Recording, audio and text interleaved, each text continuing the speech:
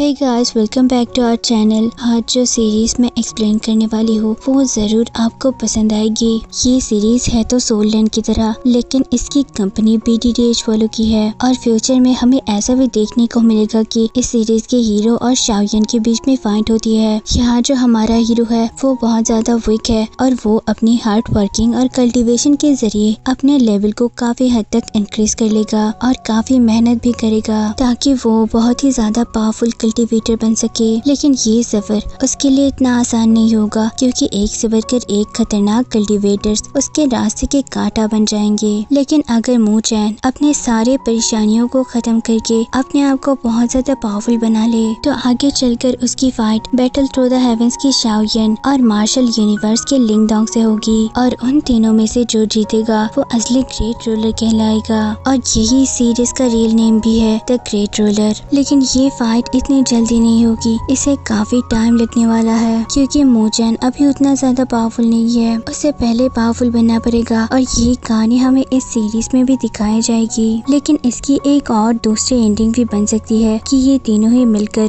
Demon से fight करेंगे और एक साथ तीनों ही ग्रेट रूलर बनेंगे। वो तो हमें आगे चलकर ही पता चलेगा कि कौन सी एंडिंग कंपनी ने इस सीरीज के लिए बनाई है। सीरीज के शुरू में हमें स्पिरिचुअल लैंड को दिखाया जाता है जहाँ पर हम मू चैन को देखते हैं और उसने कई सारे लोगों को वहाँ पर मार दिया था। तभी आसमान में मिरर ऑफ जजमेंट अपीयर होते हैं और वो मू चैन से कहते हैं तुमने यहाँ पर कई सारे लोगों की जान ली है और इसकी सजा तुम्हें जरूर मिलेगी। इसके सजा के तौर पे तुम्हें इस स्पिरिचुअल लैंड से निकाल दिया जाता है। लेकिन तब वहाँ पर एक और इंसान की आवाज सुनाई देती है। यहाँ वो इंसान कह रहा होता है मू चैन ने ये जानबूझकर नहीं किया, इसके पीछे जरूर कोई बड़ी वजह होगी, इसलिए मू चैन को कोई सजा ना दी जाए। लेकिन तब भी मिरर ऑफ जजमेंट उनकी बातों को नहीं मानता और मू चैन को सजा दिया जाता है कि उसे स्पिरिचुअल लैंड से निकाल दिया जाएगा और फिर अगले ही पल उसे वहाँ से निकाल भी दिया जाता है जहाँ मू चैन स्पिरिचुअल वर्ल्ड से हटकर ह्यूमन वर्ल्ड में आ जाएगा। लेकिन जब मू चैन स्पिरिचुअल वर्ल्ड से जा रहा होता है लेकिन तभी वहाँ पर उसके दोस्त आता है जिसका नाम लिवली होता है। वो उसे रोकने का पूरी कोशिश करती है लेकिन इसका कोई फायदा नहीं होता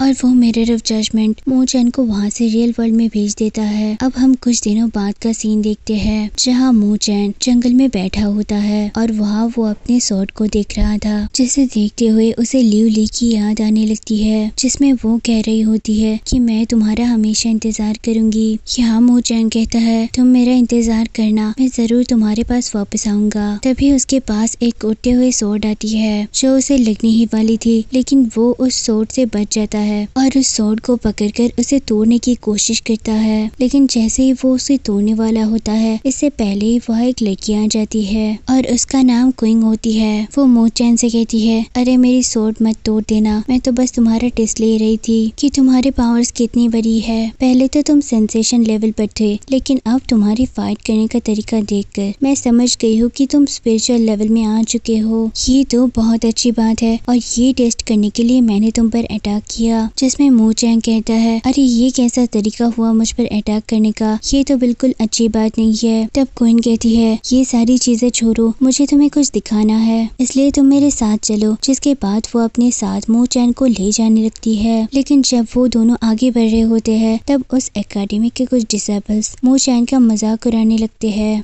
वो कहते हैं ये तो वही इंसान है जिसे स्पिरिचुअल वर्ल्ड से निकाल दिया गया है, देखो ये कितना बेकार है, अच्छा हुआ कि इसे निकाल दिया गया है, ये इसी लायक है। ये सुनकर क्वीन को गुस्सा आ जाते हैं और वो उनसे कहती है तुम वेस्ट एकेडमी के लोग इतना बर्बर क्यों करते हो, इसको तंग मत करो, चले जाओ यहाँ से वरना मुझसे बुरा कोई नहीं होगा। इसलिए सारे लोग वहाँ से डर के चले जाते हैं। तब क्वीन मू चैन से कहती है हमारा सेक्ट ईस्ट में है और हमें ईस्ट एकेडमी कहा जाता है और इनका सेक्ट वेस्ट में है इसलिए इन्हें वेस्ट एकेडमी कहा जाता है और हम दोनों में काफी ज्यादा दुश्मनी है। लेकिन 10 दिनों बाद एक मार्शल आर्ट कंपटीशन होने वाला है और इसमें जो भी जीतेगा उसे आगे कल्टीवेशन के लिए बहुत सारे रिसोर्सेज दिए जाएंगे, यहाँ तक कि उसे रिवॉर्ड के तौर पर फायर ग्रेट एकेडमी में जाने का मौका भी मिल जाएगा। ये सुनकर मू चैन खुश हो जाता है क्योंकि लिu ली ने भी उससे कहा था मैं तुम्हारा इंतजार फायर ग्रेट एकेडमी में करूंगी। दूसरी तरफ हम कुछ एल्डर्स को देखते हैं जिसमें क्वीन के सेक्ट के एल्डर्स भी होते हैं, जिसमें ईस्ट और वेस्ट दोनों ही एकेडमी के मास्टर्स मौजूद थे। तब हेड मास्टर उनसे कहते हैं अपने डिसेबल्स को तैयार रखो क्योंकि 10 दिन बाद ही यहाँ पर कंपटीशन होने वाला है और इस कंपटीशन के बाद एक बहुत ही बढ़िया ट्रेनिंग है और इसमें जीतने वाले को काफी अच्छे इनाम दिए जाएंगे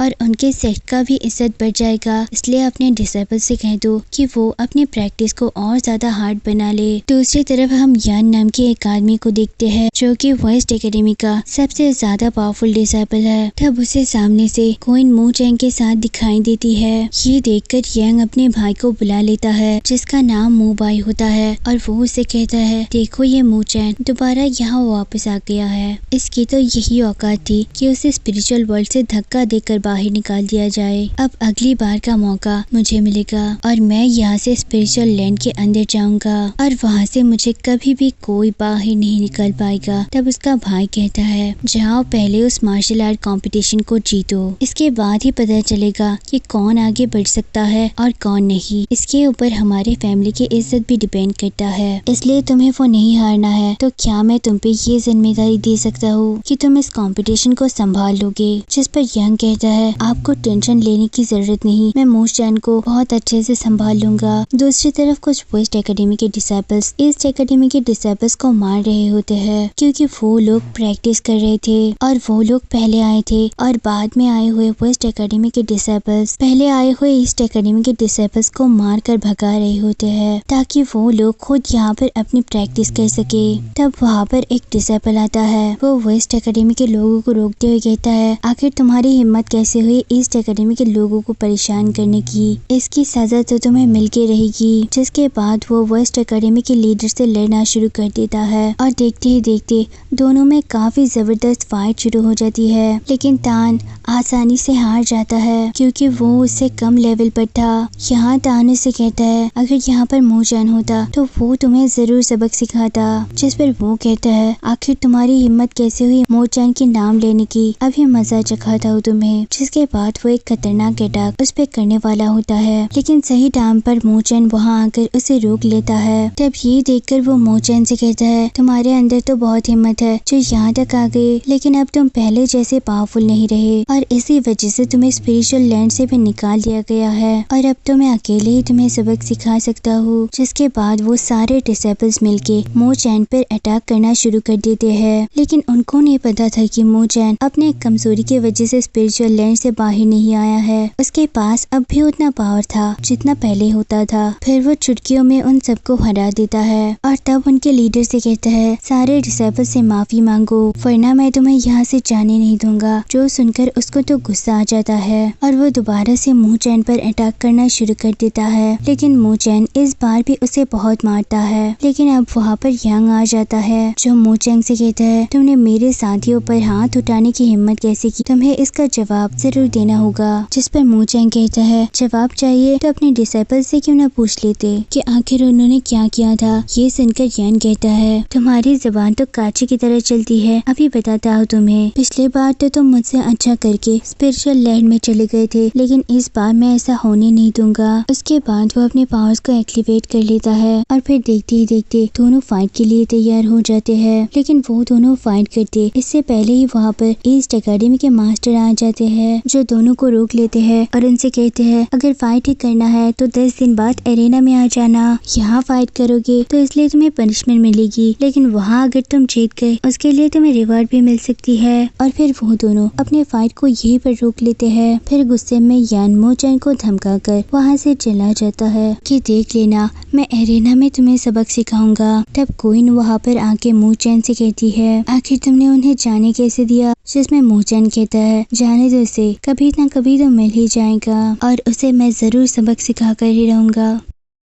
सीन शिफ्ट होता है तो हम मूचैन को उसके भाई के साथ बातें करते हुए देखते हैं, जहाँ ये दोनों भी अपने ईस्ट एकेडमी के पावर के बारे में बातें कर रहे थे कि हम कैसे बहुत ज्यादा पावरफुल बनके बाकी सारे एकेडमी से नंबर 1 पर आ सकते हैं। तभी वहाँ पर मूचैन आ जाता है, जिसे देखकर वो दोनों खुश हो जाते हैं। यहाँ मूचैन अपने फादर को बताता है 10 दिन बाद होने वाले मार्शल कंपटीशन में मैंने यंग का चैलेंज एक्सेप्ट कर लिया है और उस कंपटीशन में मेरी फाइट यंग से होगी। ये सुनकर उसके फादर और भाई दोनों ही हैरान रह जाते हैं कि यंग तो वेस्ट एकेडमी से है, जो कि हमारा सबसे बड़ा दुश्मन भी है। तो इस वजह से मूचैन को कैसे भी करके इस फाइट को जीतना था, वरना अगर वो हार गया तो हमारे सेक्ट की बदनामी भी हो सकती है। इसलिए मूचैन के फादर उसे कहता है यंग से फाइट करने से पहले तुम्हें कुछ ट्रेनिंग लेनी होगी ताकि तुम पहले पावरफुल बन जाओ और उसके बाद ही तुम उससे फाइट करो ताकि आसानी से जीत सको। इसलिए मैं तुम्हें अपने सारे ट्रेजर्स के स्टॉक्स पर ले जाता हूँ, जिसमें से तुम्हें जो पसंद आए तुम वो रख सकते हो। जिसके बाद मूचैन का फादर उसे अपने स्टॉक के पास ले आता है। यहाँ अलग अलग स्क्रॉल और बहुत सारे ट्रेजर्स थे। स्क्रॉल्स के अंदर अलग अलग टेक्निक लिखी हुई थी और वो सारी टेक्निक्स अलग अलग पावर के हिसाब से रखी हुई थी। जो जिस लेवल का है उस लेवल के हिसाब से वो टेक्निक ले सकता है और उसे वो कल्टीवेट भी कर सकता है, जिस वजह से उसकी पावर भी बढ़ जाएगी और वो आसानी से वो टेक्निक भी सीख जाएगा। तब मूचैन एक स्क्रॉल पर हाथ लगाता है और अपने फादर से पूछता है कि ये कौन सी टेक्निक है, जिसमें उसका फादर कहता है तुम्हारी नजर तो बहुत तेज है, ये बहुत ही खतरनाक टेक्निक है जिसे ड्रैगन फ्लेम कहा जाता है और इस टेक्निक को हासिल करने के लिए मैंने अपनी जान तक लगा दी थी। बहुत ज्यादा कल्टीवेशन और कई लोगों से फाइट करने के बाद ही मुझे ये टेक्निक मिली थी। अगर तुम इसे सीखना चाहते हो तो ये बहुत ही अच्छी बात है। लेकिन मूचैन आगे बढ़ जाता है और बाकी सारे टेक्निक्स को भी देखने लगता है और तब उसे वहाँ पर एक बैज दिखाई देता है जिस पर कोई टेक्निक लिखी हुई थी और वो जैसे ही उसे छूता है वो ग्लो करने लगता है।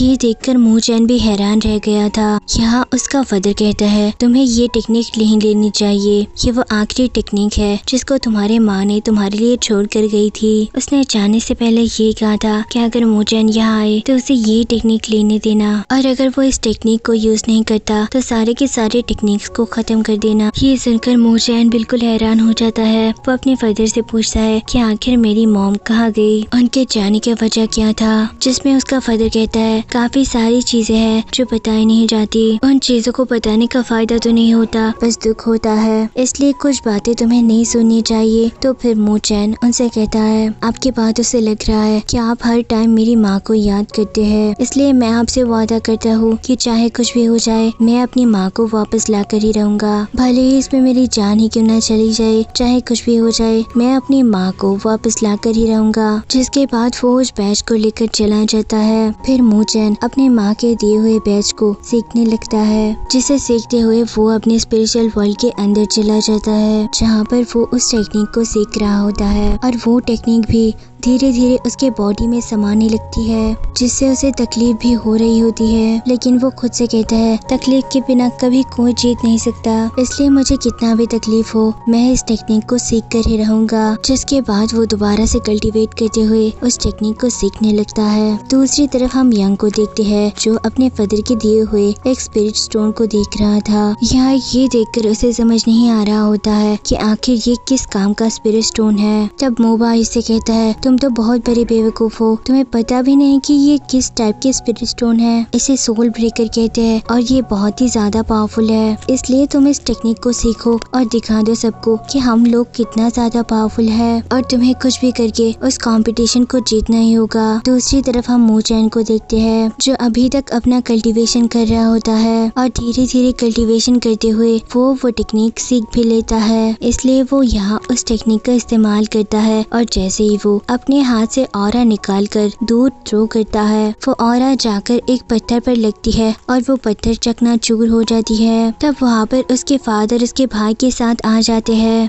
वो लोग ये देखकर काफी खुश होते हैं कि मूचैन ने इतनी जल्दी ये टेक्निक सीख ली। इसके बाद उसके फादर मूचैन से कहता है तुमने ये टेक्निक तो सीख ली, लेकिन इसका टेस्ट कहाँ पे करोगे? तुम्हारे लिए मेरे पास एक आइडिया है। तुम्हारे इस टेक्निक को टेस्ट करने के लिए मैं तुमसे फाइट करूंगा और अगर तुम इसमें जीत जीत गए तो मैं मान जाऊंगा कि तुम पावरफुल बन चुके हो और तुमने इस टेक्निक को भी अच्छे से सीखी है, साथ ही तुम यंग को भी हरा सकते हो। ये सुनकर मूचैन कहता है, अरे मैं आपसे कैसे फाइट कर सकता हूँ, आपकी पावर तो मुझसे बहुत ज्यादा है और मैं वैसे भी आपसे जीत नहीं सकता। जिसके जवाब में उसके फादर कहते हैं, मैं तुमसे फाइट नहीं करूंगा, मेरे बदले मेरे स्पिरिट बर्ड तुमसे फाइट करेगा। अगर तुम उसके 3 अटैक से बच गए तो मैं मान जाऊंगा कि उस कंपटीशन के लिए तुम बिल्कुल तैयार हो। अब ये सुनकर मूचैन भी अपने फादर के स्पिरिट बर्ड से लड़ने के लिए बिल्कुल तैयार हो जाता है। यहाँ मूचैन उनसे कहता है, मुझ पर कोई दया नहीं दिखाना, जितनी खतरनाक हो सके उतनी खतरनाक अटैक मुझ पर करना। तब ये देखकर उसके फादर भी अपने बर्ड को एक्टिवेट कर देता है। यहाँ जब बर्ड अपना फर्स्ट अटैक करता है तो मूचैन उससे बड़ी ही आसानी से बच जाता है। ये देखकर उसके फादर खुश तो होते हैं, लेकिन साथ ही साथ वो दूसरा अटैक भी कर देते हैं, जिसके बाद वो दोबारा एक पावरफुल अटैक उस बर्ड से करवाता है। लेकिन मूचैन अभी सीखे हुए टेक्निक से ऑरा निकाल के उस अटैक को भी रोक लेता है। लेकिन यहाँ हम देखते हैं कि वो बर्ड बहुत ज्यादा गुस्से में आ चुका था और वो अपने मुंह से फायर निकलने लगता है और उस फायर से मूचैन के ऊपर अटैक कर देता है और मूचैन अपने हाथ से उसे डिफीट कर रहा था। ये देखकर मूचैन के फादर अपने बर्ड के पावर को और ज्यादा बढ़ा देता है, जिस पर उसका भाई कहता है, आपने ये क्या किया, ये फायर तो अब बहुत ज्यादा पावरफुल बन चुकी है, क्या मूचैन इसको संभाल पाएगा। जिस पर उसका फादर कहता है, लड़ाई के दौरान हमारे दुश्मन के किसी भी अटैक पे भरोसा नहीं किया जा सकता कि वो कितना पावरफुल और कितना कमजोर है, इसलिए मूचैन को इससे ही लड़ने दो। वही मूचैन अपने पावर्स को और ज्यादा बढ़ा देता है और इतना खतरनाक अटैक उस बर्ड पे करता है कि वो बर्ड सीधा दूर जाकर गिरता है। इसलिए मूचैन के फादर दोबारा से उस बर्ड को वापस ले लेते हैं, क्योंकि इस राउंड में मूचैन जीत चुका था। जिसके बाद मूचैन वहाँ बैठकर दोबारा कल्टीवेट करने लगता है, जो देखकर उसके फादर और उसके भाई काफी खुश होते हैं। अब हमें कुछ दिनों बाद का सीन दिखाया जाता है, जहाँ पर वो मार्शल कंपटीशन शुरू होने वाला था और इसके लिए सारे लोग वहाँ आकर इकट्ठे हो गए थे। लेकिन सभी लोग मूचैन का इंतजार कर रहे थे, क्योंकि वो अभी तक यहाँ पर नहीं आया होता है। यहाँ यंग सभी से कहता है, देखो डरपोक तो अभी तक आया ही नहीं, अगर उसके अंदर हिम्मत होती तो अब तक तो उसे आ जाना चाहिए था। ऐसा लगता है कि वो पहले से मुझसे डर गया है, इसलिए वो पहले ही भाग गया। मूचैन के ना आने से काफी परेशान हो रही थी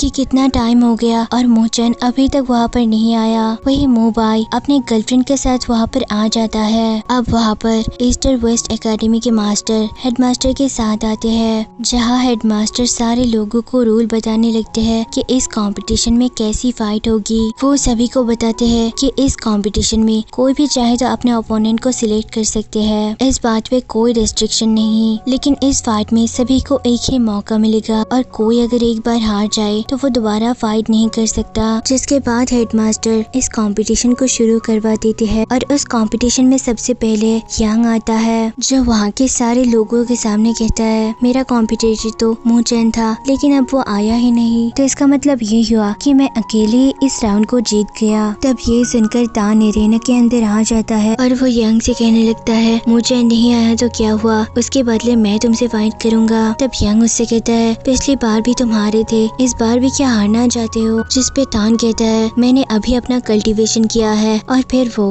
यंग को अपना पावर्स भी दिखाने लगता है। ये देखकर तो सब खुश हो जाते हैं, लेकिन तब यंग उनसे कहता है, ठीक है तो फिर तुम इसी पावर के साथ मुझसे फाइट करो, मैं तब भी तुम्हें हरा दूंगा। जिसके बाद उन दोनों के बीच में फाइट शुरू हो जाती है। दोनों लगातार एक दूसरे के ऊपर फाइट किए जा रहे थे, लेकिन इस फाइट में भी यंग उससे काफी ज्यादा पावरफुल दिखाई दे रहा था। जाहिर है यंग ने मूचैन को चैलेंज किया है, तो वो तांग से कैसे हार जाएगा। वो लगातार कई सारे अटैक्स तांग पे किए जा रहा था, इस वजह से अब उसके अंदर हिम्मत भी नहीं होती खड़े होने की। लेकिन तभी यंग नहीं रुकता और उस पर अटैक करते जाता है। यहाँ वो तांग पर बहुत ही बुरा अटैक करने वाला होता है, ताकि उससे तांग की जान ही चली जाए। लेकिन अहम वक्त पर वहाँ पर मूचैन आ जाता है और यंग के उस अटैक को रोक लेता है। ये देखकर सारे लोग वहाँ पर खुश हो जाते हैं, जिसे देखकर यंग कहता है, आखिर तुम्हारे अंदर हिम्मत आ ही गई, मुझे लगा तो तुम एक कायर की तरह यहाँ से भाग निकलोगे, पर तुम तो यहाँ आ गए और अब मैं तुम्हें आसानी से हरा दूंगा। लेकिन मूचैन उसकी बातों पर ध्यान नहीं देते हुए तान को उठाते हुए कहता है, क्या तुम ठीक हो। जिस पर तांग कहता है, हाँ मैं बिल्कुल ठीक हूँ। साथ ही वो मूचैन को बताता है, मैंने स्पिरिचुअल लेवल में एंटर कर लिया है। ये सुनकर मूचैन भी खुश हो जाता है और वो उसे कहता है तुम्हें थोड़ी और मेहनत की जरूरत है और देख लेना एक दिन तुम इस यांग से भी ज्यादा पावरफुल बन जाओगे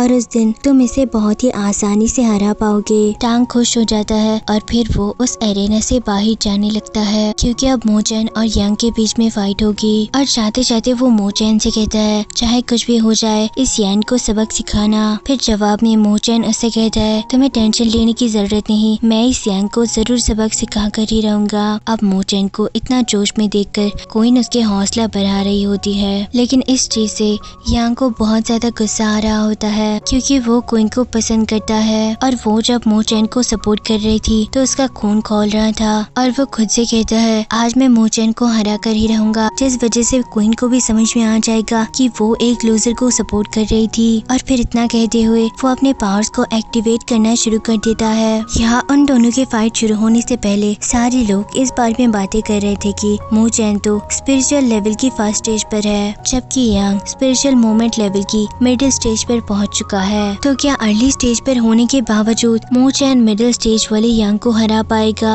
साथ ही ये बात मोबाई और उसकी गर्लफ्रेंड भी कर रही होती है, जहाँ मोबाई की गर्लफ्रेंड कहती है मुझे लगता है कि मोचैन यांग को अच्छा टक्कर देगा पर इतना भी नहीं कि वो उसे हरा दे। यांग उसे बहुत मारेगा पर फिर भी ये एक फाइट होने की वजह से इसमें कोई प्रेडिक्शन नहीं किया जा सकता कि आखिर कौन जीतेगा क्योंकि दोनों के लेवल के बीच में इतना ज्यादा डिफरेंस नहीं है। दूसरी तरफ यांग और मोचैन के बीच फाइट शुरू हो जाती है जहाँ पर दोनों अपने पावर की मदद से एक दूसरे पर लगातार अटैक किए जा रहे थे। यहाँ यांग ने तो अपने स्पिरिचुअल पावर्स को एक्टिवेट भी कर लिया था, लेकिन हम देखते हैं कि मोचैन ने अभी तक उसके पावर्स को एक्टिवेट नहीं किया था क्योंकि वो अटैक करने से ज्यादा यांग के अटैक को डिफेंस कर रहा था। तब ये देखकर मोबाई कहता है मुझे तो लगता है कि मोचैन यांग से डर गया इसलिए वो अटैक के बदले बस डिफेंस ही किए जा रहा है। ये मोचैन तो बहुत ज्यादा कमजोर है लेकिन तब भी वो पता नहीं कैसे स्पिरिचुअल वर्ल्ड में जा चुका था। ये सुनकर उसकी गर्लफ्रेंड कहती है पिछली बार तो वो स्पिरिचुअल लैंड में जा चुका था लेकिन इस बार चाहे कुछ भी हो जाए तुम ही सिर्फ स्पिरिचुअल वर्ल्ड में जाओगे। जिस पे मोबाई कहता है इस बार चाहे कुछ भी हो जाए मैं इस मोचैन को स्पिरिचुअल लैंड में जाने नहीं दूंगा। इधर मोचैन और यांग के बीच लगातार फाइट चल रही होती है लेकिन मोचैन अब भी उसके सारे अटैक्स को डॉज किया जा रहा था।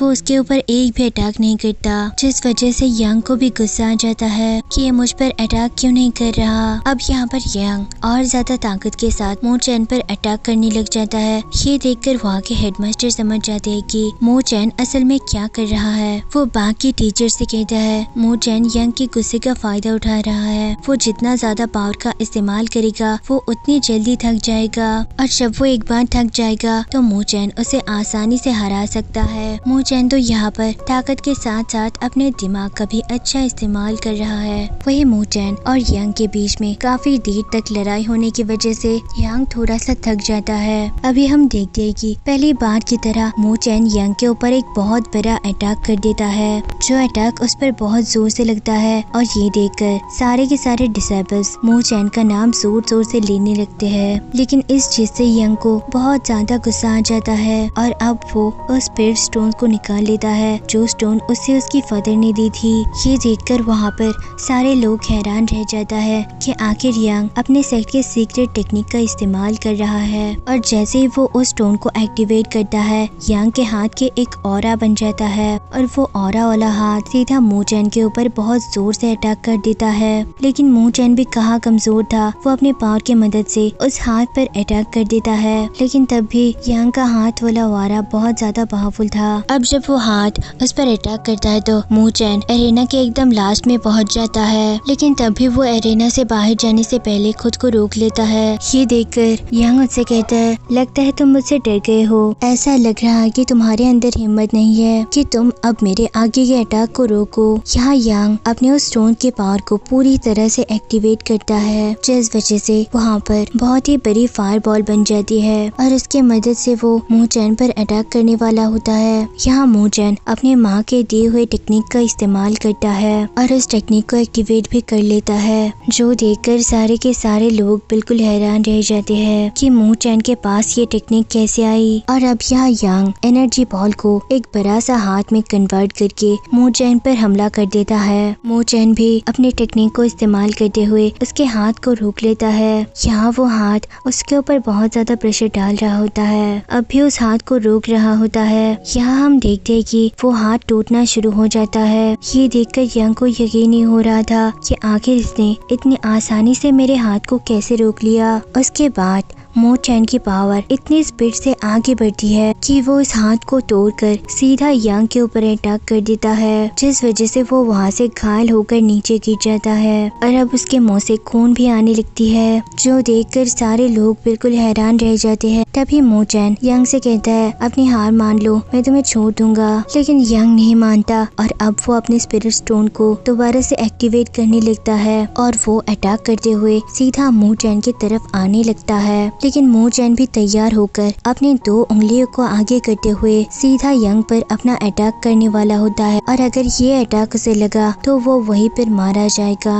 ये देखकर यंग अपने हाथों से अपने गर्दन को कवर कर लेता है, जिस वजह से उसके हाथों से उसका स्पिरिचुअल स्टोन छूट जाता है और उसको मो चैन पकड़ लेता है। अब उस एरेना के अंदर मो बाय भी आ जाता है। वो मो चैन से कहता है मैं अपने भाई की तरफ से तुमसे माफी मांगता हूँ, लेकिन वो स्पिरिचुअल स्टोन मुझे वापस कर दो। यहाँ मो चैन उससे कहता है मुझे पता है कि यंग उस वक्त क्या करने वाला था, वो इस स्पिरिचुअल स्टोन को एक्सप्लोड करने वाला था और अगर वो एक्सप्लोड हो जाता तो ये बॉम्ब की तरह काम करता और मैं यहाँ बिल्कुल खत्म हो जाता और ये तो रूल की बिल्कुल खिलाफ है। तभी वहाँ पर बाकी टीचर्स आते हैं। मो चैन उन्हें सब कुछ बता देता है। ये सुनकर तो वो लोग गुस्सा करने लगते हैं कि आखिर यंग ने ऐसी हरकत करने की कोशिश भी कैसे की, ये तो कंपटीशन के रूल के बिल्कुल खिलाफ है और जो भी रूल तोड़ता है उसे सीधा इस एकेडमी से बाहर निकाल दिया जाता है। तब ये देखकर मोबाइल सारे मास्टर और एल्डर से माफी मांगने लगता है कि मेरे भाई से गलती हो गई, उसे माफ कर दीजिए। लेकिन मो चैन के सेक्ट के एल्डर कहते हैं रूल के हिसाब से उसे बाहर निकाल देना चाहिए। यहाँ यंग के सेक्ट के मास्टर इसके खिलाफ होते हैं। वो उस मास्टर से कहते हैं हम सब यहाँ जानते हैं कि यंग के फादर कितने पावरफुल है और अगर हमने उनके बेटे को निकाल दिया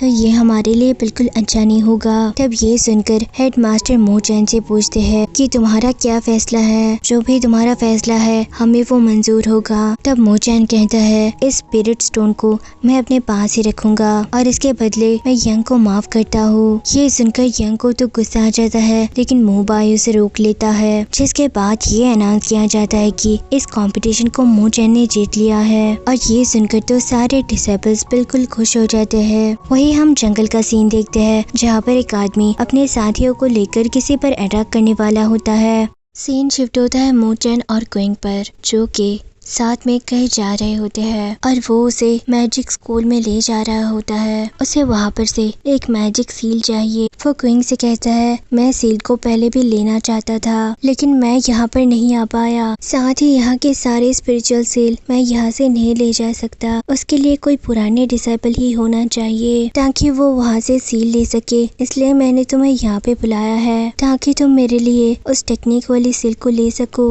जिसके बाद वो उसे एक टेक्निक वाली सील दिखाता है। ये देखकर क्विंग उससे कहती है तुम जानते भी हो ये कितना खतरनाक टेक्निक है। इससे पहले भी 2 डिसाइपल सीखना चाहते थे लेकिन वो मरते मरते बचे, इसलिए मैं तुम्हें कभी भी ये टेक्निक प्रैक्टिस करने नहीं दूंगी। जिस पर मो चैन कहता है उन दोनों डिसाइपल्स की पावर थोड़ी कम होगी, इसलिए वो इस टेक्निक को सही से सीख नहीं पाए, लेकिन मुझे इस बात पर पूरी उम्मीद है कि इस टेक्निक को सीखने के लिए जितनी पावर चाहिए वो मेरे पास है, तो इसलिए मैं आसानी से वो टेक्निक सीख जाऊंगा और तुम्हें टेंशन लेने की भी जरूरत नहीं है। मैं इस टेक्निक को अच्छे से सीख लूंगा ताकि किसी को पता भी ना चले। तभी वहाँ पर मो बाय की गर्लफ्रेंड आ जाती है, जो मो चैन से कहती है तुम परेशान लग रहे हो, क्या तुम्हें मेरी कोई मदद चाहिए। लेकिन वो वहाँ कुछ कहता इससे पहले क्विंग उससे कहती है उसे जो भी मदद चाहिए थी मैंने उसके लिए कर दिए है, उसके लिए मैंने ये सील ले लिए है, इसलिए तुम यहाँ से जा सकती हो। ये सुनकर मो बाय की गर्लफ्रेंड वहाँ से चली जाती है। अब मो चैन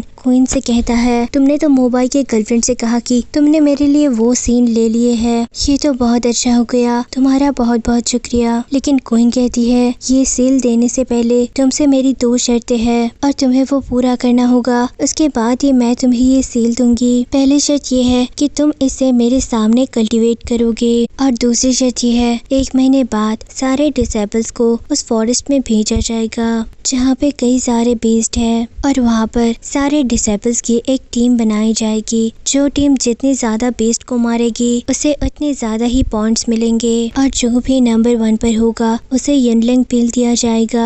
और इसलिए मैं चाहती हूँ कि उस टाइम तुम मेरी टीम में शामिल हो जाओ ताकि हम दोनों मिलकर यंगलैंड पिल को ले सके। यहाँ मोचैन कहता है तुम्हें बिल्कुल टेंशन लेने की जरूरत नहीं, मैं बिल्कुल तुम्हारे टीम में शामिल होने के लिए तैयार हूँ और हम जरूर उस लिंगजन पिल को ले लेंगे। इसलिए क्वीन उसे वहाँ से एक जगह पर ले आती है ताकि मोचैन अच्छे से उस सील वाली टेक्निक को प्रैक्टिस कर सके। और ये जगह ऐसी थी कि वहाँ पर सिर्फ हेवनली स्टूडेंट्स ही आ सकते हैं। साथ ही यहाँ पे कल्टीवेशन करने से दूसरी जगह से बेहतर कल्टीवेशन किया जाता है क्योंकि यहाँ का स्पिरिचुअल ऑरा बाकी जगह से काफी अच्छा है। और अगर यहाँ पर मोचैन उस टेक्निक को सीखेगा तो हो सकता है कि उसे उतनी ज्यादा मेहनत करने की भी जरूरत नहीं पड़ेगी। और अगर वो टेक्निक आउट ऑफ कंट्रोल हो जाती है तो यहाँ का ऑरा मोचैन को संभालने में भी मदद करेगा। इसलिए क्वीन ने उसे यहाँ पर लाई है। तब उसे देखकर वहाँ पहले से मौजूद डिसेबल्स कहने लगते हैं कि ये तो वही है जिसने यंग को हराया था, लेकिन हमें पता है कि ये किसी काम का नहीं है क्योंकि इसे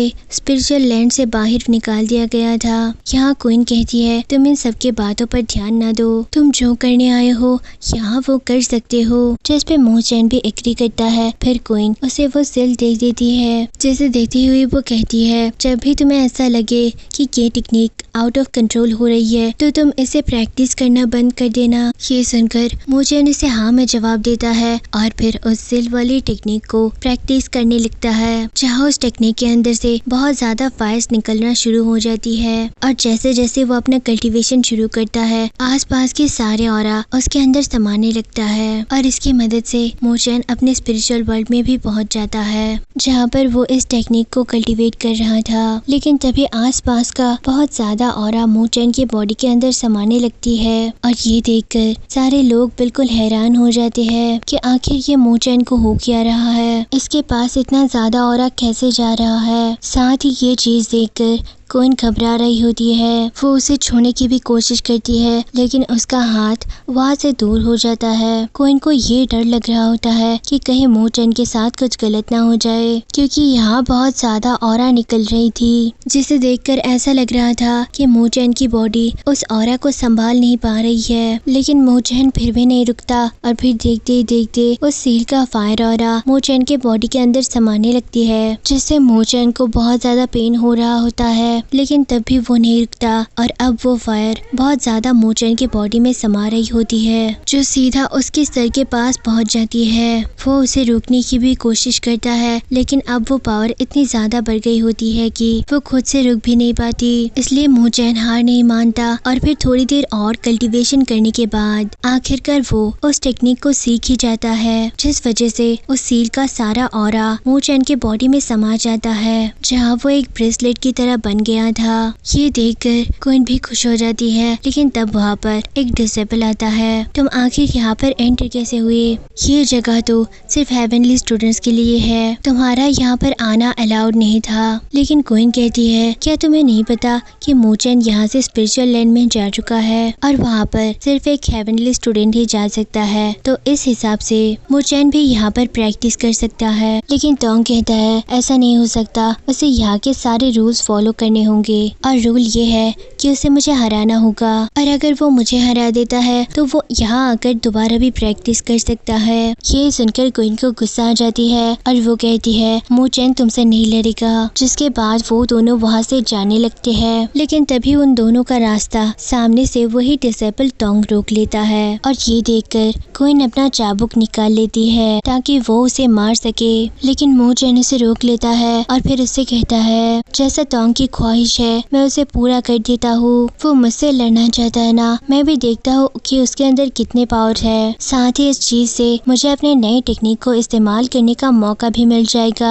ये तो बहुत अच्छी बात है मेरे लिए। जिसके बाद वो सामने आकर टोंग से कहता है मैं तुम्हारा चैलेंज एक्सेप्ट करता हूँ, इसलिए आप फाइट के लिए तैयार हो जाओ। ये सुनकर टोंग भी खुश हो जाता है और अपनी ऑरा को एक्टिवेट कर देता है। साथ ही साथ वो कहता है चलो अब तुम्हें मजा चखाता हूँ। हो और तुम्हें अभी पता चल जाएगा कि मैं तुम्हारे साथ क्या करूँगा। जिसके बाद वो अपने स्पिरिचुअल पावर को एक्टिवेट करना शुरू कर देता है। इसलिए मो चैन भी अपने पावर्स को एक्टिवेट कर लेता है और फिर देखते ही देखते दोनों के बीच काफी जबरदस्त फाइट शुरू हो जाती है। यहाँ दोनों ने अभी तक अपने वेपन्स नहीं निकाले थे। यहाँ पर बस अपने स्पिरिचुअल ऑरा और फाइटिंग स्किल का इस्तेमाल करते हुए एक दूसरे से लड़ रहे होते हैं, जिसमें दोनों एक दूसरे को बराबर की टक्कर दे रहे होते हैं। लेकिन यहाँ कहीं ना कहीं थोड़ा सा मो चैन ज्यादा पावरफुल दिखाई दे रहा था, इसलिए तोंग अपने स्वॉर्ड को निकाल लेता है। ये देखकर क्विंग मो चैन से कहती है संभल कर रहना, क्योंकि इसकी ये स्वॉर्ड बहुत खतरनाक है। इसलिए मो चैन अपने उस नए सीखे हुए टेक्निक को एक्टिवेट कर लेता है, जिस वजह से उसके हाथ में भी फायर ब्रेसलेट बन जाती है। और इस फायर ब्रेसलेट की वजह से मो चैन का पंच इतना ज्यादा पावरफुल बन जाएगा कि वो किसी भी इंसान को चोट पहुंचा सकता है। तभी मो चैन अपना पहला पंच उसके स्वॉर्ड पर ही मार देता है, जहाँ उसके पंच में इतनी पावर थी कि तोंग के स्वॉर्ड आगे ही नहीं बढ़ रही होती है। उसके बाद भी वो मो चैन के ऊपर अपने स्वॉर्ड से अटैक करने की कोशिश कर रहा होता है, लेकिन मो चैन उसके स्वॉर्ड पर एक जोरदार पंच मारता है कि उसका स्वॉर्ड चकनाचूर हो जाता है और तोंग भी वहाँ से उड़ते हुए दूर चला जाता है। ये देखकर वहाँ मौजूद लोग बहुत खुश होते हैं कि अब मो चैन के पास तो इतनी पावर्स है कि वो मो वाई से भी लड़ सकता है। ये टेक्निक तो सच में बहुत कमाल की थी। तब वहाँ पर मो लिंग नाम का एक डिसेबल आता है, जो मो चैन से कहता है आप प्रैक्टिस करते हो, मैं भी तुम्हारे साथ प्रैक्टिस करना चाहता हूँ, तो क्या मैं तुम्हें ज्वाइन कर सकता हूँ। जिस पर मो चैन कहता है तुम बिल्कुल मेरे साथ आ सकते हो, हम दोनों साथ में भी प्रैक्टिस कर सकते हैं। वही हम एक आदमी को देखते हैं जो छुप छुप कर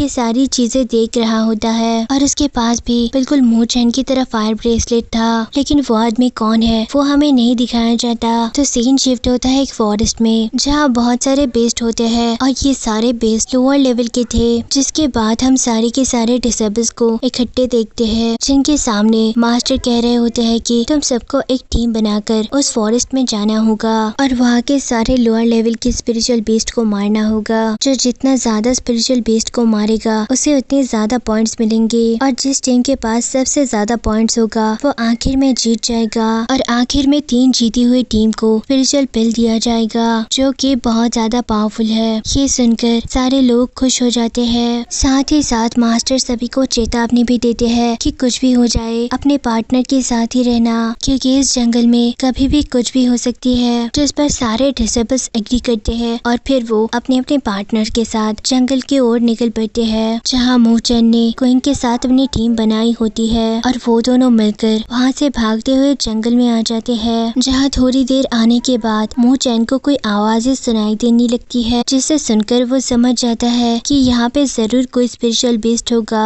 तभी उसे सामने 2 स्पिरिचुअल बेस्ट मिल जाता है और इसलिए वो और क्वीन दोनों एक एक बेस्ट को मारने का फैसला करते हैं और आगे बढ़ रहे होते हैं। जहाँ मो चैन अपने स्वॉर्ड की मदद से बीस्ट पर अटैक कर देता है, लेकिन वो जितना भी अटैक उस बीस्ट पे करे उसका कोई भी असर नहीं होता, क्योंकि उस बीस्ट की स्किन बहुत ज्यादा मोटी थी। तब मो चैन उस बीस्ट को खोदते हुए उसकी कमजोरी ढूंढने लगता है कि जैसे ही वो उसके कमजोर हिस्से पे अटैक करेगा इससे वो मारा जाएगा, और इत्तेफाक से उसे उसका कमजोर हिस्सा भी मिल जाता है और फिर वो वहाँ से उड़ते हुए सीधा उस बेस्ट के गले पे अटैक कर देता है, जिस वजह से वो बेस्ट एक झटके में मारा जाता है। दूसरी तरफ क्वीन भी बीस्ट पर अटैक कर रही होती है, लेकिन वो कितना भी अटैक उस बीस्ट पे करती उसका कोई फायदा नहीं हो रहा था। तब मो चैन वहाँ पर आकर उस बीस्ट के ऊपर एक खतरनाक अटैक कर देता है और क्वीन से कहता है इसके गर्दन पर अटैक करो, इससे वो मारा जाएगा। इसलिए क्वीन अपने स्वॉर्ड की मदद से सीधा उसके गर्दन पे अटैक कर देती है, जिस वजह से वो बीस्ट वहीं पे मारा जाता है। अब मो चैन उस बीस्ट के पास जाकर उसका स्पिरिचुअल स्टोन निकाल लेता है और ये स्टोन आगे जाकर काम आने वाली है, जिसके पास जितना ज्यादा मॉन्स्टर के कोर होगी वही टीम जीतेगी। वही हम दूसरे टीम्स को भी देखते हैं जिन लोगों ने अपने अपने बेस्ट को मारकर उनके अंदर से कोर निकाल लिया होता है। साथ ही हम मोबाइल को देखते हैं जो अपने गर्लफ्रेंड के साथ स्पिरिचुअल स्टोन निकाल लिया होता है।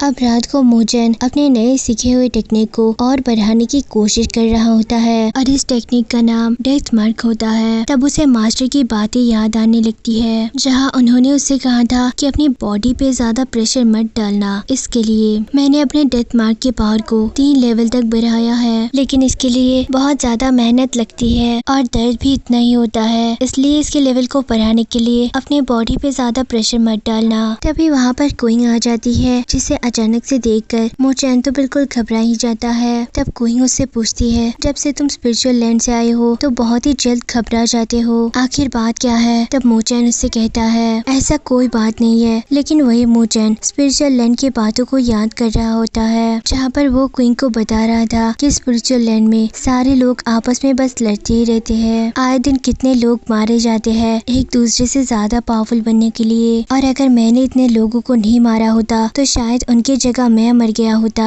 पर उसी वजह से मुझे वहाँ से निकाल दिया गया है। जिसके बाद मोचैन उस स्पिरिचुअल लैंड की बातों को सोचते हुए लियू ली को याद कर रहा होता है, जहाँ उसे चोट लग गई थी। इसलिए मोचैन उसके बॉडी पर मेडिसिन लगा रहा होता है। यहाँ लियू ली ने उससे पूछा था, अगर हमारी फाइट हुई तो क्या तुम मुझे मारोगे? जिस पे मोचैन कहता है, मैं तुम्हें नहीं मार सकता क्योंकि तुम मेरी फ्रेंड हो। ये सुनकर लियू ली खुश हो जाती है और कहती है, जब तुम मुझे नहीं मार सकते तो मैं भी तुम्हें कुछ नहीं होने दूंगी, तुम्हें हर खतरों से बचाऊंगी, भले ही ये स्पिरिचुअल लैंड में हो या कहीं और। जिसके बाद मोबाई और भी 2 बेस्ट को मार देता है और उनकी भी स्पिरिट स्टोन निकाल लेता है। जिसके बाद अब उसके पास 10 स्पिरिट स्टोन हो चुकी थी, जो कि शायद बाकी टीम से सबसे ज्यादा थी, और इस चीज से वो काफी खुश भी होता है कि अब तो मैं आसानी से इस राउंड को जीत ही जाऊंगा। तभी उन्हें सामने से सिल्वर हॉर्न ड्रैगन आते हुए दिखाई देते हैं। ये एक हाई लेवल का बीस्ट है। ये देखकर वो दोनों घबरा जाते हैं। मोबाई कहता है, आखिर ये हाई लेवल का बीस्ट यहाँ पर कैसे आ गया? लेकिन अभी ये ज्यादा पावरफुल नहीं है क्योंकि ये अभी बच्चा है, मैं इसे मार सकता हूँ, और अगर मैंने इसको मार कर इसके स्पिरिट स्टोन ले लिया तो मेरे इस राउंड में जीतने का चांस और ज्यादा बढ़ जाएगा। जिसके बाद वो अपने गर्लफ्रेंड से कहता है, जाओ और उसका ध्यान भटकाओ, तब तक कि मैं उसे खत्म कर दूंगा। इसलिए वो जाकर उस ड्रैगन का ध्यान भटकाने लगती है। लेकिन तभी मोबाई को सामने से कोई खतरनाक आदमी जाते हुए दिखाई देता है, जिसकी बॉडी से बहुत ज्यादा ऑरा बाहर निकाल रही थी। ये देखकर वो वहीं छुप जाता है कि आखिर ये आदमी कौन है, क्योंकि इसके पावर देखकर तो ऐसा जाहिर है कि जरूर ये कोई मास्टर है। वही काफी देर तक मोबाई के ना आने की वजह से मोबाई की गर्लफ्रेंड भी घबरा जाती है, क्योंकि वो बीस्ट उसके सामने ही था और धीरे धीरे उसी की तरफ बढ़ रहा होता है। तब वो खुद से ये तय करती है कि मोबाई तो यहाँ आने से रहा, लेकिन मुझे यहाँ से भागना चाहिए। जिसके बाद वो वहाँ से भागकर छुप जाती है। अब थोड़ी देर बाद वो खतरनाक ऑरा वाला इंसान वहाँ पर आ जाता है, जो एक ही झटके में उस बीस्ट को खत्म कर देता है। जिसके बाद वो उसका स्पिरिट स्टोन खुद रख लेता है। साथ ही हमें उसका नाम भी बताया जाता है, जिसका नाम ब्लड स्लॉटर होता है। तभी वहाँ पर कुछ लोग आने लगते हैं जो ब्लड स्लॉटर के पीछे ही थे। वो अपनी जान बचाकर वहाँ से भागने लगता है। इधर मोबाई और उसकी गर्लफ्रेंड काफी ज्यादा डर गई होती है। तब मोबाई की गर्लफ्रेंड इससे कहती है, तुम तो बहुत बड़े डरपोक निकले, तुम उस आदमी से डर गए जिस वजह से तुमने मेरी जान को भी खतरे में डाल दिया था। तब मोबाइल से कहता है, तुम्हें यकीन नहीं होगा ये ब्लड स्लॉटर कितना ज्यादा पावरफुल है और मैं उसके टक्कर का नहीं हूँ। अगर मैं उससे फाइट भी करता तो वो चुटकी बजाकर मुझे खत्म कर देता, और इसलिए मैंने उससे बचने का फैसला किया है। तभी वहाँ पर वो लोग आ जाते हैं जो कि ब्लड स्लॉटर के पीछे थे, और वो आदमी मोबाइल का अंकल ही होता है। यहाँ वो मोबाइल से पूछता है, क्या तुमने ब्लड स्लॉटर को देखा है? वो कहा गया है उसने हमारे सेक्ट के काफी कीमती चीजों को चुराया है, इसलिए हम उसके पीछे पड़े है। जिस पर मोबाई कहता है, हाँ मैंने उसे देखा है, वो इस तरफ भागा है। साथ ही मैं भी आपके साथ जाना चाहता हूँ ताकि उस ब्लड स्लॉटर को खत्म कर सकूँ। जिसके बाद सारे लोग जंगल में अलग अलग होकर उस ब्लड स्लॉटर को ढूंढने लगते हैं। अब हम अगली सुबह का सीन देखते हैं, जहाँ रात भर मोचैन और क्वीन ने आराम से सोए थे। जिसके बाद वो अगली सुबह उस स्पिरिचुअल बीस्ट को मारने के लिए निकाल रहे होते हैं। यहाँ क्वीन मोचैन से कहती है, जल्दी चलो, आज तो हमें और ज्यादा बीस्ट को मारना होगा, वरना हम अगर देरी की तो बाकी टीम हमसे आगे निकल जाएगी, जिस वजह से हम हार भी सकते हैं। इसलिए मोचैन भी तैयार हो जाता है ताकि वो बाकी स्पिरिचुअल बीस्ट को खत्म कर सके, और फिर वो दोनों वहाँ से निकल जाते हैं। तभी थोड़ी देर आने के बाद उसे वो बीस्ट दिखाई देता है जो कि मर चुका था। मोचैन ये देखकर घबरा जाता है। मोचैन यहाँ पर सोचने लगता है कि आखिर कौन इतना पावरफुल है जिसने इस बीस्ट को इतनी आसानी से मार दिया। जिसके बाद वो एक शीशे के अंदर उस बीस्ट का ब्लड निकाल लिया होता है। क्विंग उससे पूछती है कि आखिर ये क्या है, जिस पर मून चैन बताता है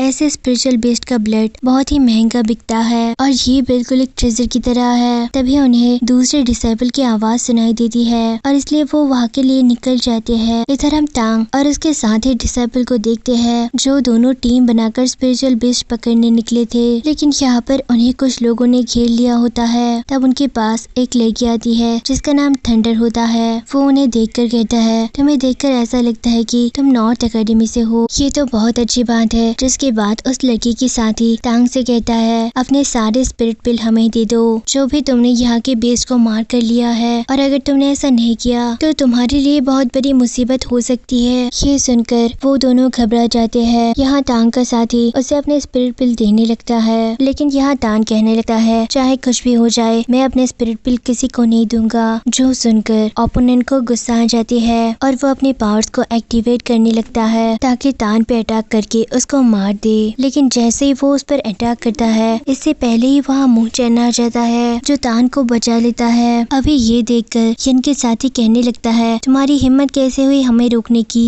यहाँ तान कहता है ये लोग बहुत बुरे हैं और ये लोग हमें धमकाकर हमसे हमारे स्पिरिट पिल लेना चाहते थे। अच्छा हुआ कि तुम हमें बचाने आ गए, वरना पता नहीं ये लोग हमारे साथ आज क्या करते। तब यन मून चैन को देख कर कहती है चलो अच्छा है कि यहाँ पर एक और डिसाइपल आ गया, अब तुम भी अपने स्पिरिट पिल हमें दे देना। जब ये सुनकर मून चैन उसे अपने स्पिरिट पिल दिखाता है और उससे कहता है आओ और इसे ले जाओ। लेकिन जैसे यन का साथी उसको लेने आता है मून चैन उसे अपने पास रख लेता है और उनसे कहता है अब मुझे तुम्हें स्पिरिट पिल देने का मन नहीं है। जिसके बाद वो उसे फाइट करना शुरू कर देता है और फिर देखते ही देखते दोनों के बीच काफी जबरदस्त फाइट शुरू हो जाती है। यहाँ यन के साथी भी काफी ज्यादा पावरफुल था, वो लगातार मून चैन के ऊपर अटैक किए जा रहा था। यहाँ मून चैन को भी गुस्सा आ जाता है। तब ये देखकर यन का साथी अपना खतरनाक अटैक इस्तेमाल करता है जो कि थंडर फीस्ट होती है, और जैसे ही वो उस टेक्निक का इस्तेमाल कर रहा होता है उसे रोकने के लिए मून चैन ने अपने डेथ मार्क का इस्तेमाल कर लेता है, और जैसे ही अपने डेथ मार्क की मदद से वो यन के साथी पर अटैक कर रहा होता है वो वहीं पर इंजर्ड हो जाता है। जिसके बाद मून चैन यन के साथी का गला पकड़ लेता है और उसे मारने की कोशिश कर रहा होता है। तब वहाँ पर यन आने लगती है, लेकिन उसे रोकने के लिए मून चैन वहाँ पर अपना स्पिरिट पिल निकाल लेता है, और ये स्पिरिट पिल वो वाला था जिसे उसने यन से लिया था। तब उस स्पिरिट पिल को देखकर यन बिल्कुल हैरान हो जाती है कि आखिर मून चैन के पास इतना ज्यादा पावरफुल स्पिरिट पिल कहाँ से आया। जिसके बाद मून चैन इनसे कहता है तुम सब यहाँ से चले जाओ वरना मुझसे पूरा कोई नहीं होगा। यहाँ यन कहती है पहले तुम्हें मेरे साथी को छोड़ना होगा, उसके बाद ही हम यहाँ से जाएंगे। तब ये सुनकर मून चैन भी उसके साथी को छोड़ देता है। तब मून चैन के इतने पावर और एटीट्यूड को देखकर यन उससे कहती है मुझे तुम पर क्रश आ गया है, क्या तुम मुझसे शादी करोगे। मेरे डैड कहते हैं जब भी कोई अच्छा इंसान मिले उसे ऐसे जाने नहीं देना चाहिए। ये सुनकर सारे लोगों के मुंह खुला का खुला ही रह जाता है कि आखिर ये कैसा प्रपोजल था। लेकिन तब मून चैन कह रहा होता है कि मुझे यहाँ से जाना चाहिए। वही यन उसे रोक कर कहती है रुक जाओ, मेरे पास तुम्हारे लिए एक काम है। दूसरी तरफ हम ब्लड स्लॉटर को देखते हैं जिसे रास्ते में चलते हुए दो सोल्जर दिखाई देती है जो उसे ही ढूंढ रहे थे, लेकिन तभी वो एक के पास आकर उस पर खतरनाक अटैक करके उसकी जान ले लेता है। तो ये देखकर दूसरा साथी अपने जान बचाकर वहाँ से भागने लगता है, लेकिन ब्लड स्लॉटर उसको भी मार देता है। दूसरी तरफ यन मून चैन को बता रही होती है कुछ टाइम पहले हम जेड वैली में गए थे और वहाँ पे हमें एक जेड स्पिरिचुअल ट्री मिला और इसके ऊपर एक जेड फ्रूट भी था, इसलिए मैं उसको हासिल करना चाहती हूँ। ये सुनकर मून चैन सोचता है जेड फ्रूट ये तो बहुत ज्यादा पावरफुल है और अगर ये मेरे पास हो तो इसकी मदद से मैं अपने डेथ मार्क को सेकंड लेवल तक पहुँचा सकता हूँ। वही इन दोनों को बातें करते हुए देखकर बाकी डिसेबल क्वीन को चिढ़ाने लगते हैं कि देखो ये कितने अच्छे से बातें कर रहे हैं, लगता है इनके बीच में कुछ चल रहा है। जो सुनकर क्वीन को बहुत ज्यादा गुस्सा आने लगती है। यहाँ मून चैन यन से कहता है तुम्हें क्या लगता है जेड फ्रूट हासिल करना इतना आसान है क्या। स्नो वैली के अंदर कई सारे एप रहते हैं और उनका लीडर एक किंग है जो कि बहुत ही ज्यादा पावरफुल है, किसी भी वेपन का उस पर कोई असर नहीं होता। तुम्हें क्या लगता है हम इतने आसानी से उसे हराकर जेड फ्रूट ले लेंगे, ये तो सरासर नामुमकिन है। तब यन उससे कहती है तुम्हारी स्पिरिचुअल पिल कब काम आएगी, वो भी तो बहुत ज्यादा पावरफुल है, उसकी मदद से हम उस एप किंग को खत्म कर देंगे, जिसके बाद हम उस जेड फ्रूट को ले लेंगे। इसके बाद मून चैन कहता है तो ठीक है, लेकिन उस जेड फ्रूट का 30% मैं लूंगा और बाकी का 70% तुम रख लेना। अगर तुम्हें डील मंजूर है तो ठीक है, वरना मैं यहाँ से जा रहा हूँ। जिस पर यिन कहती है, अरे मेरी बात सुन लो, तुम जितना % चाहते हो मैं तुम्हें देने के लिए तैयार हूँ, बस किसी तरह उस जेड फ्रूट को हासिल करने में मेरी मदद करो। तब यिन उससे कहता है, तुम भी अपने कुछ साथियों को ले लो और मैं भी अपने कुछ दोस्तों से बातें करती हूँ कि वो मेरे साथ इस सफर पे जाना चाहते हैं या नहीं, क्योंकि इस सफर में ज्यादा फायदा तो मेरा ही है और इस वजह से मैं उन्हें किसी तरह की परेशानी में नहीं देखना चाहती। जिसके बाद मूचैन अपने दोस्तों से आकर इस बारे में बात करने लगता है, जिस पर उसके सारे दोस्त कहते हैं कि हम भी तुम्हारे साथ चलेंगे, लेकिन मूचैन तान को वापस भेज देता है क्योंकि उसके सारे दोस्तों में सबसे कम पावर्स तान के पास ही है। इसलिए तान वहाँ से चला जाता है और फिर सभी वहाँ से स्नो वैली के लिए निकल जाते हैं। दूसरी तरफ एक सिपाही मोबाई के अंकल को आकर बताता है, हमारे 2 और सिपाहियों को ब्लड सॉर्डर ने मार दिया है। जिस पे मोबाई का अंकल उसे कहता है, मुझे वहाँ ले चलो जहाँ 2 साथी मारे गए हैं, और फिर वो सिपाही उन्हें वहाँ पर ले जाने लगते हैं। इधर सारे लोग स्नो वैली के अंदर पहुँच जाते हैं, लेकिन इसके गेट के पास ही कई सारे एप्स थे जो असल में गेट के गार्डियन थे। तभी यिन सभी से कहती है, अपनी नाक बंद कर लो, मेरा साथी वहाँ पर एक स्लीपिंग पिल छोड़ने वाले है, जिस वजह से सारे के सारे एप्स वहीं पे सो जाएंगे। जिसके बाद यिन का साथी वहाँ पे एक स्लीपिंग पिल छोड़ देता है और जैसे ही वो गैस बाहर निकलती है वो सारे एप्स वहीं पे बेहोश हो जाते हैं। जिसके बाद सब वहाँ से स्नो वैली के अंदर एंटर करते हैं, जो कि काफी खतरनाक जगह दिखाई दे रही थी और साथ ही वो जेड ट्री भी स्नो वैली के सबसे आखिर में है। इसका मतलब वहाँ जाने के लिए उन्हें और भी बहुत सारे खतरों का मुकाबला करना पड़ेगा। और अब जैसे वो थोड़ी दूर चलते हैं तब उनके सामने एक एप आ जाते हैं जो कि बहुत ज्यादा गुस्से में लग रहा था, जिसे देखकर क्वीन बिल्कुल घबरा जाती है और उसके ऊपर अपने सोर्ड से अटैक भी कर देती है, लेकिन इसका कोई फायदा नहीं होता। तभी वहाँ पर मूचैन आकर एक खतरनाक अटैक उस एप पे कर देता है, जिस वजह से वो एप वहीं पे मारा जाता है। तब ये देखकर यिन कहती है, तुम्हारे इन पावर्स को देखकर तो मुझे और ज्यादा जीतने की उम्मीद हो रही है। ऐसा लग रहा है कि हमें जेड फ्रूट मिल ही जाएगा, तुम तो सच में बहुत ज्यादा पावरफुल हो। लेकिन मूचैन उसे केयरफुल करते हुए कहता है, हमें ये ख्याल रखना होगा कि सारे एप्स जाग न जाए, और अगर ये जागने लगे तो सबको इशारा करना होगा ताकि हम टाइम पर यहाँ से बाहर निकल सके, क्योंकि अगर ये सारे एप एक साथ जाग जाए तो हम इनका मुकाबला एक साथ नहीं कर पाएंगे और इसमें हमारी जान भी जा सकती है। इसलिए किसी को यहाँ पर रुकना ही होगा ताकि वो हमें सिग्नल देते रहे। ये सुनकर सभी कहते हैं, ये तो बिल्कुल सही बात है। इसलिए यिन अपने 2 साथियों को वहीं पर छोड़ देती है ताकि वो इस जगह को गार्ड कर सके और एप के जागने के बाद वो सबको ये बात बता दे। जिसके बाद वो सभी वहाँ से आगे बढ़ने लगते हैं, लेकिन थोड़ी ही दूर आने के बाद वो पूरी जगह हिलने लगती है, मानो वहाँ पर जैसे तूफान आ गया हो। जिसके बाद वहाँ पर वो एप किंग आ जाता है, जो कि बहुत ही बड़ा और खतरनाक था। उसके बाद सीन शिफ्ट होता है ब्लड स्लोडर को दिखाते हुए, जिसके पास कुछ सिपाही आ गए थे जो उसके ऊपर अटैक करने की कोशिश करते हैं, लेकिन उनमें से एक को ब्लड स्लोडर काफी बुरी तरह से मारता है, जो देखकर बाकी सारे सिपाही भी घबरा जाते हैं कि अब वो उससे लड़े या फिर यहाँ से भाग जाए। लेकिन तब वो उस ब्लड स्लॉटर से फाइट करने का डिसाइड करते हैं, लेकिन ब्लड स्लॉटर भी अपने पावर्स को एक्टिवेट कर लेता है, जिसके सामने कोई भी नहीं टिक पाता।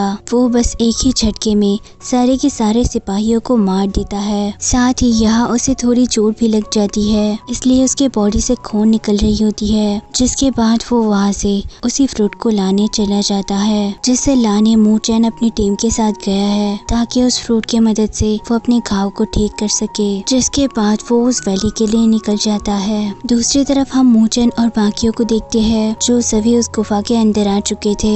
यहाँ उनके सामने वो किंग एप आ जाता है जो कि बहुत ही बड़ा और डेंजरस दिखाई दे रहा था।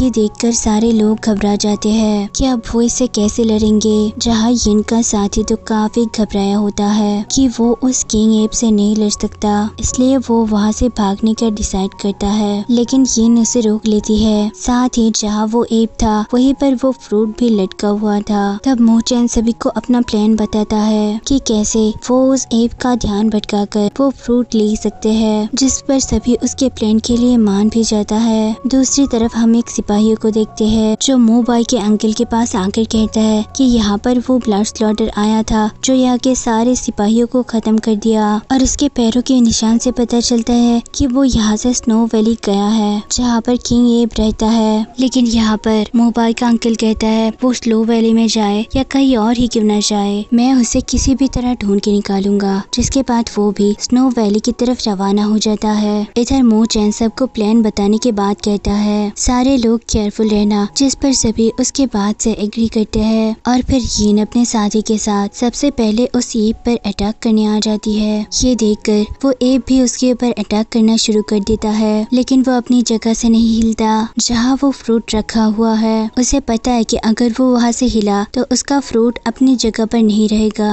जैसे ही उस फ्रूट से एब किंग का ध्यान भटकता है तो क्विंग वहाँ जाने लगती है ताकि उस फ्रूट को ले सके। यीन और उसके साथी उस किंग एब से लड़ रहे होते हैं और फिर लड़ने के बाद वो सभी वहाँ से हट जाते हैं। उसके बाद मोचन आता है, वो उस डीमन पिल को सीधा उस एब के सिर पे ही मार देता है, और जैसे ही वो पिल उस किंग के साथ टकराता है वहाँ एक बहुत बड़ा ब्लास्ट होता है, जिस वजह से वो किंग एब वहीं पे मारा जाता है। यहाँ सभी खुश हो जाते हैं कि आखिरकार ये किंग एब मारा गया है। जिसके बाद क्विंग वहाँ से उस फ्रूट को लेने के लिए चली जाती है, लेकिन उसके ऐसा करते ही वो किंग एब दोबारा से जिंदा हो जाता है जैसे कि उसे कुछ हुआ ही नहीं था। और फिर वो अपने धार के साथ अपने सारे पावर्स को एक्टिवेट करने लगता है, जिस वजह से चारों तरफ तूफान आना शुरू हो जाता है और वो इतनी जोर से दहाड़ता है कि गुफा के बाहर जितने भी एब सोए हुए थे वो सब के सब जाग जाते हैं। फिर वहाँ खड़े दो लोग जल्दी से गुफा के अंदर आते हैं ताकि बाकियों को बता सके कि बाहर के सारे एब्स जाग चुके हैं, इसलिए हमें यहाँ से निकलना होगा। मोचैन सभी से कहता है इस बेस्ट को हल्का सा चोट लगा है तो यही मौका है हमारे पास कि हम उस पर अटैक कर सकते हैं। जिसके बाद वो सबसे पहले खुद ही उस पर अटैक करने चला जाता है और फिर देखते ही देखते बाकी लोग भी उस पर अटैक करने आ जाते हैं। लेकिन यहाँ वो एब बहुत ही ज्यादा गुस्से में था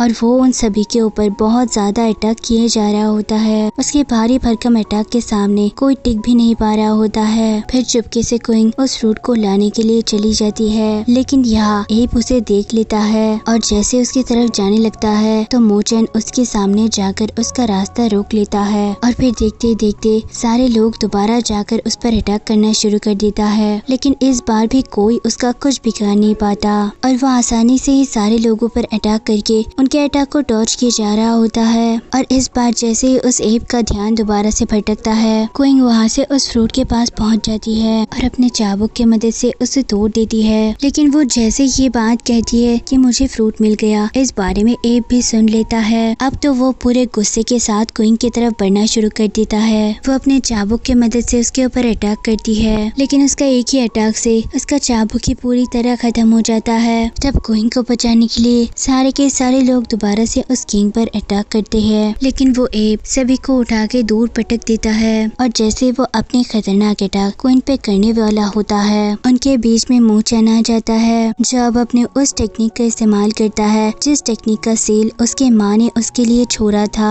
और इस टेक्निक का इस्तेमाल करते ही वो चारों तरफ फायर से घिर जाता है। उसकी फायर इतनी खतरनाक होती है कि उस एब की जोरदार अटैक को भी आसानी से झेल जाती है और अटैक करने की वजह से वो एब भी वहाँ से दूर जाके गिरता है। तभी वहाँ पर वो लोग आ जाते हैं जो बाहर खड़े थे और वो यहाँ यिन को बताते हैं कि बाहर के जितने भी एब्स थे वो सारे के सारे जाग गए हैं, इसलिए हमें जल्दी यहाँ से निकलना होगा। ये सुनकर यिन भी सभी को बताती है कि जल्दी यहाँ से चलो वरना हम दोबारा यहाँ से बाहर नहीं निकल पाएंगे। इधर क्विंग मोचैन से कहती है तुम सबको लेकर यहाँ से जाओ, तब तक मैं उन एब्स की ध्यान भटकाऊंगी। लेकिन मोचैन वहाँ उसके हाथ से वो फ्रूट ले लेता है और कहता है तुम नहीं, मैं उसका ध्यान भटकाऊंगा, तब तक तुम सभी मौका देखकर यहाँ से निकल जाओ। जिसके बाद वो उस फ्रूट के जरिए उस एब का ध्यान अपनी तरफ करते हुए वहाँ से भागने लगता है। लेकिन जैसे ही सभी लोग उस गुफा के बाहर जाने लगते हैं तभी गुफा के अंदर कई सारे एब्स आने लगते हैं। ये देखकर सारे लोग घबरा जाते हैं कि अब वो यहाँ से कैसे बाहर निकलेंगे और इसलिए वो वहाँ से पीछे भागना शुरू कर देते हैं। साथ ही वहाँ पर वो ब्लड स्लॉटर भी आ गया होता है। इधर हम मोचैन को देखते हैं जो गुफा के पीछे वाले रास्ते से बाहर आ गया होता है, लेकिन वो एब अब भी उसके पीछे लगा हुआ था, इसलिए मोचैन वहाँ से भाग रहा होता है पर वो एब उसको उसका पीछा नहीं छोड़ता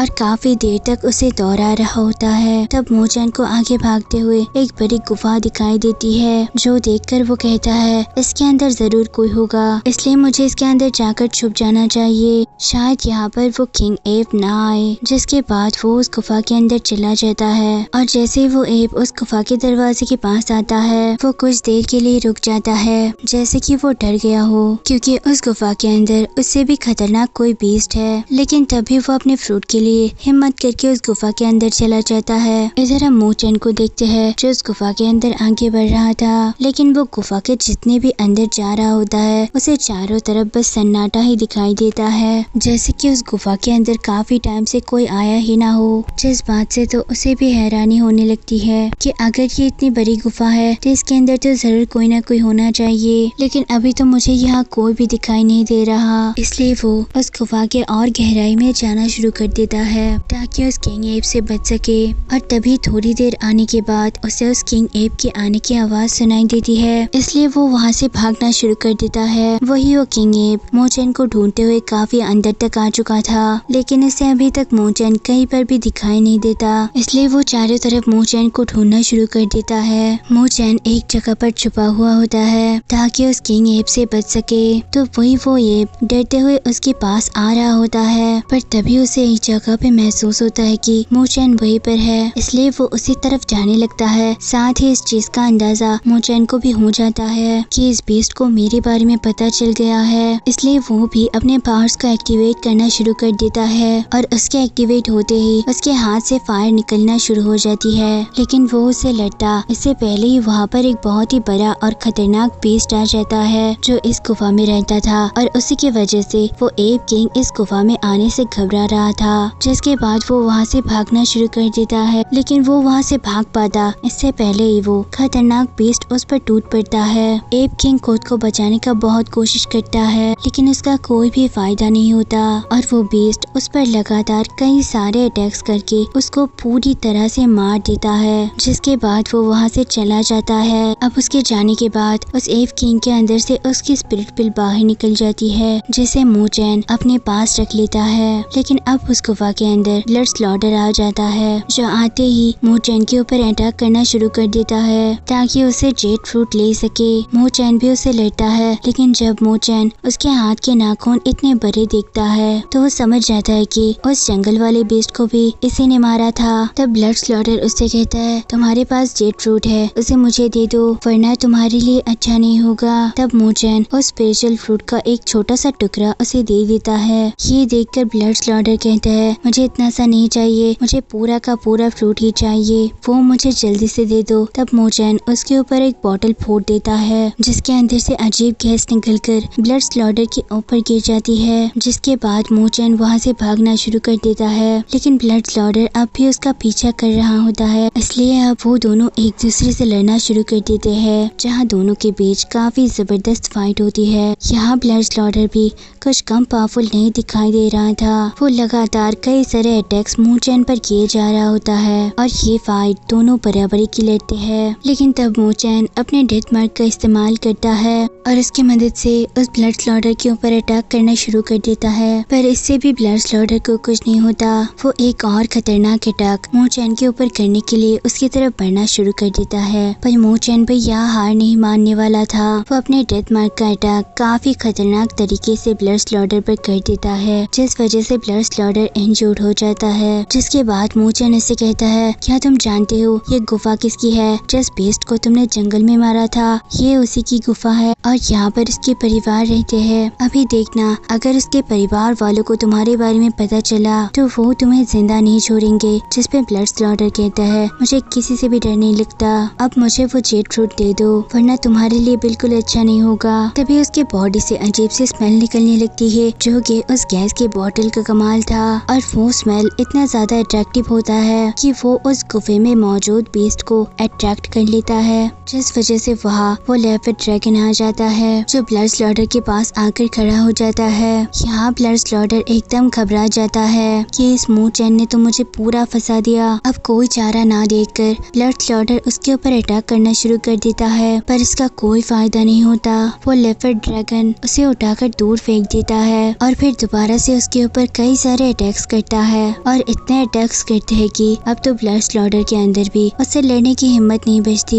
पर तभी वो अपनी पूरी जान लगा के उसके साथ फाइट करने की कोशिश करता है, लेकिन वो लेपर्ड ड्रैगन बहुत ही ज्यादा गुस्से में था और वो यहाँ पर अपनी खतरनाक सींग की मदद से जैसे ही उस पर अटैक करता है, ब्लड स्लॉटर का वहीं पर खेल खत्म हो जाता है। जिसके बाद वो लेपर्ड ड्रैगन वहाँ से चला जाता है। अब मूचन ब्लड स्लॉटर की बॉडी के पास आता है जहाँ उसे एक स्टोरेज ब्रेसलेट दिखाई देता है जिसके अंदर कई सारी चीजें थी और ब्लड स्लॉटर अपने सारी चीजों को चुरा कर वहीं पे रखता था। तब मूचन को उसके अंदर एक अजीब सी सील दिखाई देती है, पर जैसे ही वो उसको हाथ लगाता है उसके अंदर से काफी ज्यादा पावर्स निकलने लगती है। ये देखकर वो घबरा जाता है और सोचता है कि आखिर ये क्या चीज है, मुझे इसे अपने डैड को दिखाना होगा। इसके बाद वो उस ब्रेसलेट को अपने पास रख लेता है और फिर वो वहाँ से अपनी बाकी दोस्तों की मदद करने के लिए निकल जाता है। इधर हम मोबाई और उसके अंकल को देखते हैं जो सभी उसके पैरों के निशान को फॉलो करके उस गुफा के पास पहुँच जाते हैं जिस गुफा के अंदर अभी मूचन था। फिर सभी उस गुफा के अंदर चले जाते हैं। अंदर आने के बाद उन्हें वहाँ पर ब्लड स्लॉटर मरा पड़ा हुआ मिलता है, लेकिन ये चीज देखकर वो सारे हैरान थे कि वहाँ पर उसकी स्टोरेज ब्रेसलेट नहीं थी जिस चीज को लेने के लिए मोबाई का अंकल उसका पीछा कर रहा था।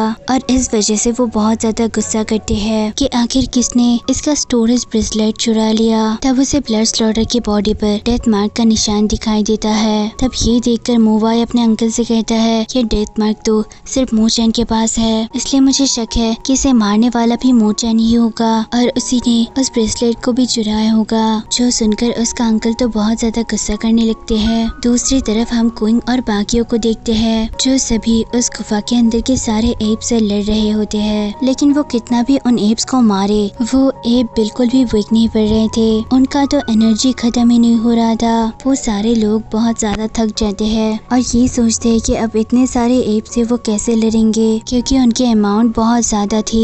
लेकिन तभी वो हिम्मत नहीं हारते और लगातार उन सारे एप से लड़ रहे होते हैं। लेकिन अब देखते देखते वो सारे एप उन सबके ऊपर भारी पड़ रहे होते हैं और उन्हें उठा उठा कर दूर फेंक रहे होते हैं, जिसके सामने अब किसी को भी लड़ने की हिम्मत नहीं बचती। और वो सभी ये मान लेते हैं कि अब तो वो यहाँ से जिंदा बचकर निकल ही नहीं पाएंगे क्योंकि वो सभी सारे एप से घेरे हुए होते हैं और वो सारे के सारे एप उनकी तरफ आ रहे होते हैं। वो सारे एप भागते हुए उनके ऊपर अटैक करने आते हैं, लेकिन वो उन पर अटैक करते इससे पहले ही वहाँ मूचन आ जाता है जो सभी के ऊपर अटैक कर देता है। ये देखकर सारे के सारे लोग खुश हो जाते हैं कि मूचन यहाँ पर उन्हें बचाने आ गया है। जिसके बाद मूचन सभी को उस किंग एप की स्पिरिचुअल पिल दिखाता है जो देखकर सारे के सारे एप एकदम घबरा जाते हैं कि इस मूचन ने तो हमारे किंग को मार दिया है, इसलिए हम इसे तो नहीं लड़ सकते। जिस वजह से वो डरकर सारे के सारे वहाँ से चले जाते हैं। फिर वो सारे लोग कहने लगते हैं, अरे वाह, तुमने तो कितनी आसानी से उस किंग एप को मार दिया है, तुम तो सच में बहुत ज्यादा पावरफुल हो। जिस पर मूचन कहता है, ये तो मेरी नसीब थी कि मेरे कुछ किए बगैर ही वो मारा गया। लेकिन तभी वहाँ पर मोबाई अपने अंकल के साथ आ जाता है जो सभी काफी ज्यादा गुस्से में लग रहे होते हैं। मोबाई मूचन से कहता है, मैं यहाँ पर तुम्हें कुछ बताने आया हूँ कि मेरे अंकल उस ब्लड स्लॉटर के पीछे थे और उसने हमारी काफी सारी चीजों को चुराया था, पर हमें कुछ देर पहले उस ब्लड स्लॉटर की बॉडी मिली है। साथ ही वहाँ पर से वो सारी चीजें भी गायब है, लेकिन हमें उसके बॉडी पर से डेथ मार्क का निशान मिला है, जिसका मतलब साफ है कि तुमने ही ब्लड स्लॉटर को मारा है और इसके सारे के सारे ट्रेजर को तुमने ले लिया, इसलिए उन्हें वापस कर दो वरना मेरे अंकल तुम्हें नहीं छोड़ेंगे। उसके बाद मूचन कहता है, मैंने ब्लड स्लॉटर से फाइट तो की है, लेकिन मैंने किसी चीज को नहीं चुराया। ये सुनकर मोबाई का अंकल कहता है, इज्जत से वो चीज लौटा दो वरना मुझे जबरदस्ती करना आता है। लेकिन मूचन उससे कहता है, जो चीज उस ब्लड स्लॉटर के पास थी वो तुम्हारी हो ही नहीं सकती, वो तुम्हारे सेक्स से तो बिलोंग करती ही नहीं, तो तुम किस हक से ये सब कह रहे हो। ये सुनकर मोबाई का अंकल पूरे गुस्से के साथ मूचन पर अटैक करने वाला होता है। इससे पहले इस सेक्ट के मास्टर आ जाते हैं जो मोबाई के अंकल को वहाँ से पीछे धकेल देते हैं। तब वो मास्टर मोबाई के अंकल से कहते हैं, आखिर तुम यहाँ पर आए क्यों हो और यहाँ पर आने के बाद डिसेबल्स को परेशान क्यों कर रहे हो। लेकिन लेकिन तब मोबाइल के अंकल मास्टर से कहता है मो चैन ने मेरी कोई चीज चुरा ली है, मैं बस उसी को लेने आया हूँ। लेकिन मास्टर कहता है मो चैन ऐसा कुछ नहीं कर सकता, इसलिए चले जाओ यहाँ से। जो सुनकर मोबाइल के अंकल को बहुत ज्यादा गुस्सा आ जाता है और वो मो चैन को धमकाते हुए कहता है देख लेना मैं तुम्हें नहीं छोड़ूंगा। और इतना कहने के बाद वो वहाँ से चला जाता है। अब मो चैन यन को उस जेट रूट का हिस्सा दे देता है, जिसे लेकर वो वहाँ से चली जाती है और फिर यन अपने दोस्तों के साथ अपने आगे के सफर के लिए निकल जाती है। सीन शिफ्ट होता है तो हम सारे डिसेबल्स को इकट्ठे देखते हैं जो सभी मास्टर के सामने जमा होते हैं और अब जिसके पास जितनी ज्यादा स्पिरिट पिल होंगी उस टीम को नंबर 1 बना दिया जाएगा। जिसके बाद सबसे पहले यन अपने साथी को लेकर वहाँ पर आता है जो सभी अपने सारे जमा किए हुए स्पिरिट पिल दिखाते हैं जिनका अमाउंट टोटल 12 होते हैं। और ये देखकर बाकी सारे लोग कहते हैं 12 तो बहुत ज्यादा है, कहीं इससे यंग और उसकी टीम जीत ना जाए। और अब बारी आती है मो चैन और क्विंग की और जब वो वहाँ पर आते हैं तो अपने सारे स्पिरिट पिल दिखाते हैं और वो टोटल 35 होती है, जो देखकर वहाँ के सारे लोगों की आंखें खुली की खुली रह जाती है। 35 आखिर इन लोगों ने इतने सारे बेस्ट को कैसे मारा? इन 35 पिल की वजह से तो इन दोनों का रैंक सच में नंबर 1 पर आ जाएगा और शायद ही इन्हें कोई हरा पाएगा। लेकिन इस चीज से मोबाइल बहुत ज्यादा गुस्सा करने लगता है और वो गुस्से में क्विंग की तरफ देख रहा होता है। लेकिन तब उसका नजर हटाने के लिए मो चैन भी गुस्से से उसे देखने लग जाता है। जिसके बाद क्विंग वहाँ पर एक और पिल निकालती है और ये बेस्ट उसे रास्ते में मरा हुआ मिला था। ये देखकर सारे लोग चौंक जाते हैं कि आखिर ये पिल मो चैन के पास कैसे आया।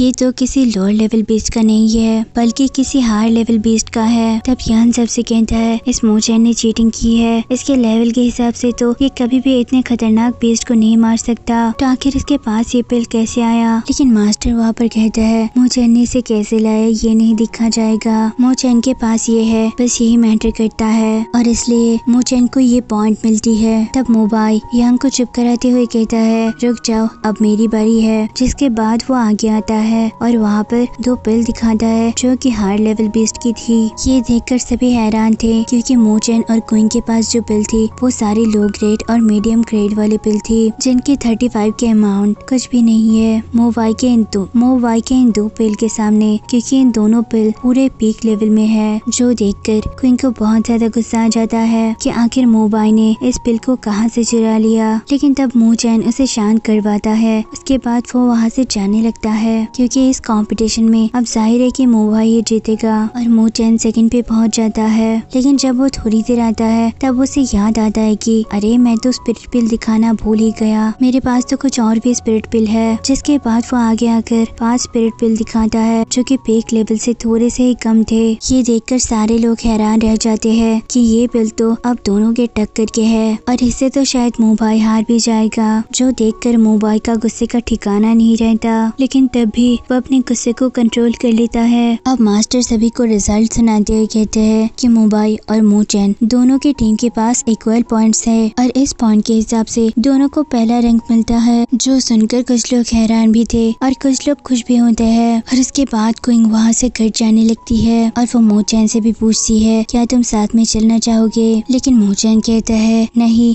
अभी मुझे कुछ और काम है और मैं वो काम करके जरूर आ जाऊंगा। दूसरी तरफ हम फेंग नाम के आदमी को देखते हैं जो अपने सेक्ट के लीडर के पास आकर कहता है मोबाइल ने वहाँ की खबर दी है कि ब्लड स्लॉटर मारा गया। लेकिन जब उन्होंने उसकी तलाशी ली तो उसके बॉडी में से काफी सारी चीजें मिसिंग थी। ऐसा लगता है कि किसी ने उसे चुरा लिया है। मोबाइल का तो पूरा शक मो चैन के ऊपर है क्योंकि ब्लड स्लॉटर के मरने के बाद वही उसके पास था और उसके बाद से ही वो सारी की सारी चीजें मिसिंग है। अब ये सुनकर सेक्ट लीडर बिल्कुल गुस्सा हो जाते हैं और वो उससे कहता है कि जाओ और कैसे भी करके उस मो चैन को सबक सिखाना, मुझे वो सारा ट्रेजर वापस चाहिए। भले ही तुम उसके लिए मो चैन को मार ही क्यों ना दो, मुझे कोई फर्क नहीं पड़ता। हमारे सेक्ट का कोई चीज चुराएगा उसका यही अंजाम होने वाला है। साथ ही ये सेक्ट वही है जिसके अंदर मोबाइल और उसके अंकल भी है। दूसरी तरफ हम मो चैन को देखते हैं जो उस एव के गुफा के बाहर पहुंच गया होता है। वो अपने मन में सोचने लगता है कि सबसे डेंजरस जगह ही सबसे परफेक्ट जगह होती है रहने के लिए। अगर मैं यहाँ पर आकर अपना कल्टीवेशन करूँ तो किसी को अंदाजा भी नहीं होगा कि मैं यहाँ पर हूँ और मैं यहाँ पर आसानी से अपना कल्टीवेशन कर सकता हूँ। जिसके बाद वो उस स्पिरिचुअल फ्रूट को खाकर वहाँ पर अपना कल्टीवेशन शुरू कर देता है ताकि अपने डेथ मार्क वाली टेक्निक का लेवल बढ़ा सके। और वो जैसे ही कल्टीवेशन करना शुरू करता है आसपास के सारे ऑरा उसकी तरफ आने लगते हैं, जिस वजह से चारों तरफ तूफान आना शुरू हो जाता है। और उस डेथ मार्क के अंदर से बहुत ज्यादा बिजलियां निकल रही थी जिसकी सारी पावर्स मोचैन के नसों के अंदर जा रही होती है, जिस वजह से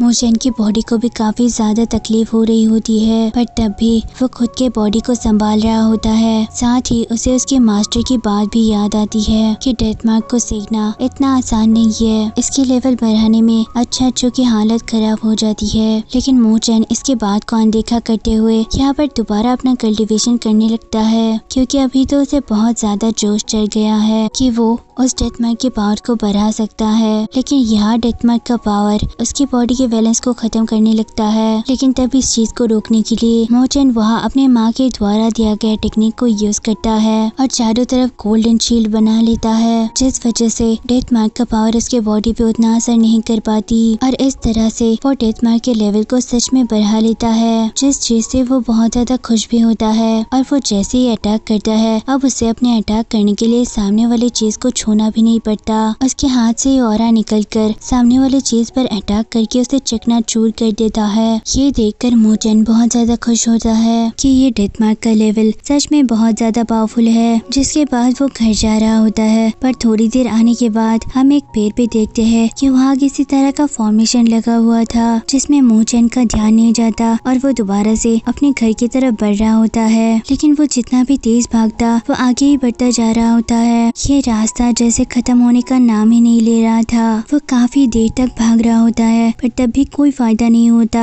और वो भाग कर दोबारा उसी फॉर्मेशन वाली जगह पर पहुंच रहा होता है, जिस चीज से अब वो बहुत ज्यादा परेशान हो गया था कि ये क्या हो रहा है उसके साथ। मैं जितना भी भागू दोबारा उसी जगह पर आ जाता हूँ, कहीं मैं किसी तरह के लूप में तो नहीं फंस गया जो मुझे पकड़ने की कोशिश कर रहा है। तभी उसके ऊपर आसमान से कई सारे बर्फ के गोले गिरने लगते हैं जो कि बहुत ज्यादा नोकीले थे और वो सभी मोचैन को लगने वाली होती है। मोचैन उनसे बचकर भागना शुरू कर देता है और फिर थोड़ी देर आने के बाद अपना गोल्डन शील्ड क्रिएट करता है, जिस वजह से एक भी बर्फ का गोला उस पर नहीं लगता।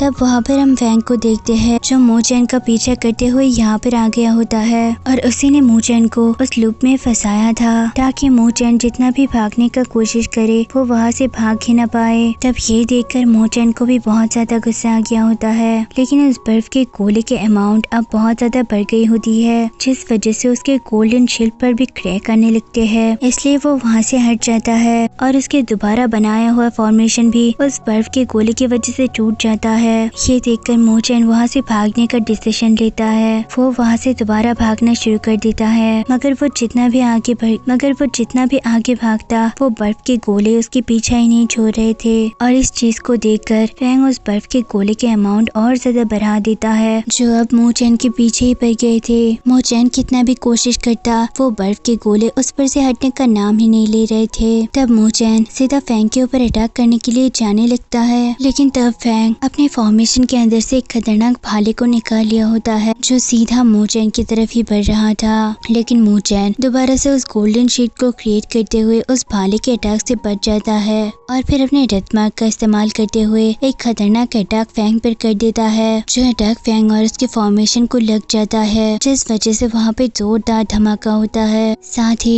वो भाले वाला अटैक भी मोचैन को लग जाता है, जिस वजह से उसका हाथ इंजर्ड हो चुका होता है। अब कुछ देर बाद सारी चीजें नॉर्मल हो जाती है, इसलिए मोचैन वहाँ से दोबारा अपने घर की तरफ जाने लगता है। लेकिन फैंग दोबारा से वहाँ आ जाता है और इस बार वो बर्फ के गोले की वजह आग के गोले फेंकने लगता है। वो मोचैन से कहता है इतना आसान नहीं है मुझसे बचकर भाग जाना, तुमने जो चीज चुराई है वो चीज मुझे वापस कर दो। लेकिन मोचैन उससे कहता है मैंने मोबाई और उसके अंकल को भी कहा है कि वो चीज मेरे पास नहीं है, इसलिए आप यहाँ से जा सकते हैं। पर यहाँ फैंग कहता है जब तक मैं तुम्हारे बॉडी की तलाशी ना लूं तब तक मैं यहाँ से नहीं जाऊंगा। ये सुनकर मोचैन को गुस्सा आ जाता है और वो उससे कहता है अगर तुम फाइट करना चाहते हो तो ठीक है, मैं भी उसके लिए तैयार हूँ। जिसके बाद वो दोनों दोबारा फाइट करने के लिए तैयार हो जाते हैं। उसके बाद फैंग मोचैन पर अटैक किया जा रहा होता है। मोचैन भी अपने पावर की मदद से उसके अटैक से बच रहा होता है, लेकिन फैंग यहाँ पर काफी ज्यादा पावरफुल था, जिसकी वजह से मोचैन को उसके अटैक रोकने में तकलीफ हो रही होती है। पर जैसे ही वो फैंग एक खतरनाक अटैक मोचैन पर करने वाला होता है, इससे पहले ही वहाँ पर एक स्पिरिट बेस्ट आकर फैंग के अटैक को रोक लेता है। जो स्पिरिट बेस्ट किसी और का नहीं बल्कि मोचैन का अंकल का ही था, जिन्होंने आकर मोचैन को बचा लिया था। जिसके बाद मोचैन का अंकल फैंग से कहता है आखिर तुम्हारी हिम्मत कैसे हुई यहाँ पर आने की, हमारे एरिया में आकर मोचैन को परेशान कर रहे थे, इसकी सजा तो तुम्हें जरूर मिलेगी। तब ये सुनकर फैंग घबरा जाता है और वहाँ से भागने में ही अपनी भलाई समझता है। जिसके बाद वो वहाँ से भाग जाता है। यहाँ मोचैन का अंकल भी उसके पीछे जाने वाला होता है, लेकिन मोचैन उनको रोक लेता है और उनसे कहता है मुझे फादर से कोई और काम है, इसलिए आप मुझे वहाँ ले चलो। जिस पर उसका अंकल मान जाते हैं और फिर वो मोचैन को वहाँ ले आते हैं, जहाँ मोचैन पर अटैक करने की वजह से मोचैन के फादर भी फैंग और उसके सेट के ऊपर काफी गुस्सा करने लगते हैं। वो मोचैन से कहते हैं देख लेना, हम इसका बदला जरूर लेकर रहेंगे।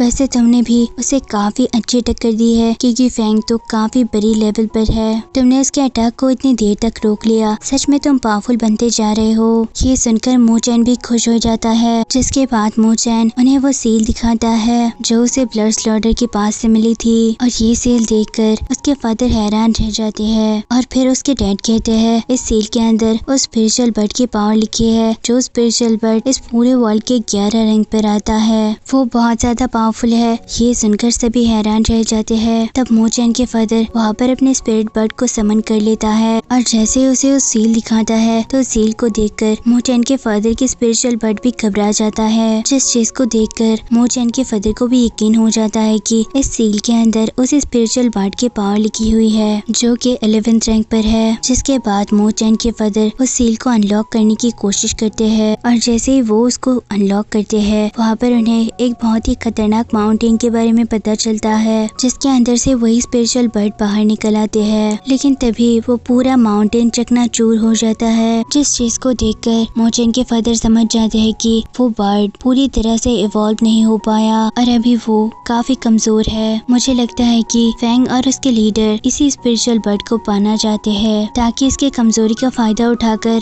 इसकी इस्तेमाल कर सके। और अगर ये एक बार उसके हाथ में चला गया तो हमारे इस नॉर्थन सेक्ट को काफी परेशानी झेलनी पड़ेगी। जो सुनकर मोचैन और उसके अंकल भी हैरान रह जाते हैं कि आखिर फैंग के सेक्ट को ये चीज कहाँ से मिल गई। दूसरी तरफ फैंग अपने सेक्ट के लीडर के पास आ जाता है, जिसका नाम लियो होता है, जो फैंग को खाली हाथ आते हुए देखकर उस पर एक खतरनाक अटैक कर दिया होता है, और उससे कहता है तुम किसी भी काम का नहीं हो, जो तुमने एक छोटा सा सील मोचैन से नहीं ला पाए। अब तो मुझे जाना पड़ेगा उस सील को लाने के लिए, क्योंकि अगर मैंने उस स्पिरिचुअल बर्ड को नहीं लिया तो मेरा सारा प्लान बर्बाद हो जाएगा। जिसके बाद वो वहाँ से चला जाता है। इधर मोचैन के फादर मोचैन के अंकल से कहते हैं जाओ अपने सिपाहियों को जमा कर लो, हम अभी जा रहे उस माउंटेन पे उस बर्ड के पास, हमें उनसे पहले उस स्पिरिचुअल बर्ड को लेना होगा। जिस पर मोचैन के अंकल भी उनके हाँ में हाँ मिलाते हैं। तब मोचैन अपने फादर से कहता है मुझे भी उस माउंटेन पे जाना है, मैं भी आपके साथ जाना चाहता हूँ। लेकिन उसके फादर कहते हैं तुम्हारी पावर अभी हमारे जितने नहीं है, एक बार तुम स्पिरिचुअल रेल में पहुँच गए तो मैं तुम्हें ले जाऊंगा, इसलिए तुम्हारे पास कुछ टाइम है, तब तक चाहो तो तुम अपने स्पिरिचुअल रेल को कल्टीवेट कर लो। ये सुनकर मोचैन भी कहता है ठीक है,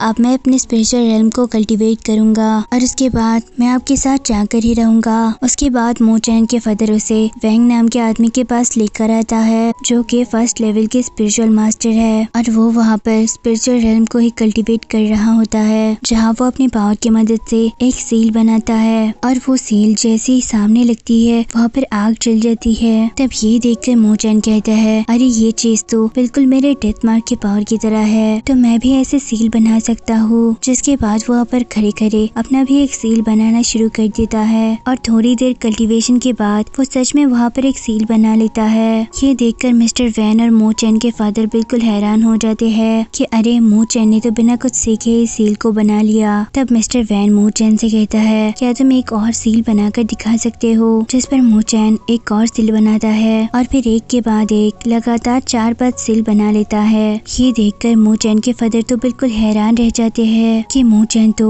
सच में बहुत ज्यादा पावरफुल है। इसकी उम्र में इसके जितना टैलेंटेड शायद ही कोई होगा यहाँ पर। इसलिए मिस्टर वैन मू चैन के फादर से कहते हैं, अगर आप यहाँ पर मू चैन को मेरे डिसेबल बनाने के लिए आए थे तो मैं उसको नहीं सिखा पाऊंगा, क्योंकि मू चैन पहले से ही काफी ज्यादा टैलेंटेड है, पर मैं तब भी उसका मदद कर सकता हूँ। जिसके बाद वो मू चैन को एक स्क्रोल देता है जिसमें ये टेक्निक लिखी हुई होती है कैसे एक सील को फॉर्मेशन में क्रिएट करना है, और इस चीज को सीखकर मू चैन अपने पावर में बने सील को फॉर्मेशन में भी बदल सकता है। तब उस सील को पाकर मू चैन मिस्टर वैन का शुक्रिया अदा करता है और फिर वहाँ से घर आकर अपना कल्टीवेशन करना शुरू कर देता है ताकि उस सील को फॉर्मेशन में बदलने वाली टेक्निक को सीख सके। और लॉन्ग टाइम तक कल्टीवेट करने के बाद आखिरकार वो उस चीज को सीख ही जाता है। वो ब्रेक थ्रू कर जाता है। फिर वो बाहर आकर उस सील को बनाने लगता है और जैसे वो उस सील की मदद से सामने अटैक करता है वो सील एक फॉर्मेशन में बदल जाती है। ये देखकर मू चैन खुश हो जाता है और फिर ऐसे ही 2 दिन तक लगातार कल्टीवेशन कर रहा होता है जहाँ वो अपने सील को और ज्यादा पावरफुल बनाने की कोशिश कर रहा था। ये देखकर मू चैन के फादर और उसके अंकल बहुत ज्यादा खुश होते हैं कि मू चैन तो सच में बहुत ज्यादा टैलेंटेड है। और फिर ऐसा करते हुए मू चैन 4-5 दिनों तक लगातार कल्टीवेशन कर रहा होता है और अब वो स्पिरिचुअल रैंक को भी ब्रेक थ्रू कर चुका था। और अब वो दिन आ जाते हैं जब मू चैन के अंकल अपने सिपाहियों के साथ वहाँ पर जाने वाला होता है जहाँ पर वो 11th रैंक का स्पिरिचुअल बर्ड रहता है। तब मू चैन के फादर उसे कहता है, ठीक है हमें अभी चलना चाहिए, लेकिन हम मू चैन को साथ में नहीं लेंगे क्योंकि मैं उसे किसी भी तरह की मुसीबत में नहीं डालना चाहता। पर तभी मू चैन वहाँ पर आकर सारी बातें सुन लेता है और अपने फादर से कहता है, आपने तो कहा था कि अगर मैं स्पिरिचुअल रेल्म में पहुँच जाऊँ तो आप मुझे अपने साथ ले जाएंगे, लेकिन अब मैं स्पिरिचुअल रेल्म को भी ब्रेक थ्रू कर चुका हूँ तो आपको मुझे साथ में ले जाना ही होगा। तब उसके इतने ज्यादा जिद करने पर उसके फादर उसे साथ में ले जाने के लिए मान जाते हैं। ये देखकर मू चैन बिल्कुल खुश हो जाता है और फिर वो वहाँ से उस जगह पर निकल जाते हैं जहाँ पर वो स्पिरिचुअल बर्ड रहता है। अब यहाँ चलते चलते वो सभी काफी खतरनाक जगह पर आ जाते हैं जो कि बहुत ही भयानक जंगल दिखाई दे रहा था। वहाँ पर सारे सिपाहियों को डर भी लग रहा होता है। यहाँ पर लियो और उसके सिपाहियों से ज्यादा डर उनको स्पिरिचुअल बीस्ट का था, लेकिन तभी वो हिम्मत करके आगे बढ़ रहे होते हैं ताकि वहाँ पहुँच सके जहाँ पर स्पिरिचुअल बर्ड रहता है। लेकिन तभी उनके सामने लियो अपने सारे साथियों के साथ आ जाता है जो मू चैन और उसके फादर का रास्ता रोक लेता है। यहाँ ये एपिसोड खत्म हो जाती है। अगर आप चाहते हैं कि हम इस सीरीज को आगे भी कंटिन्यू करें तो वीडियो को लाइक करके हमारे साथ ही रहना।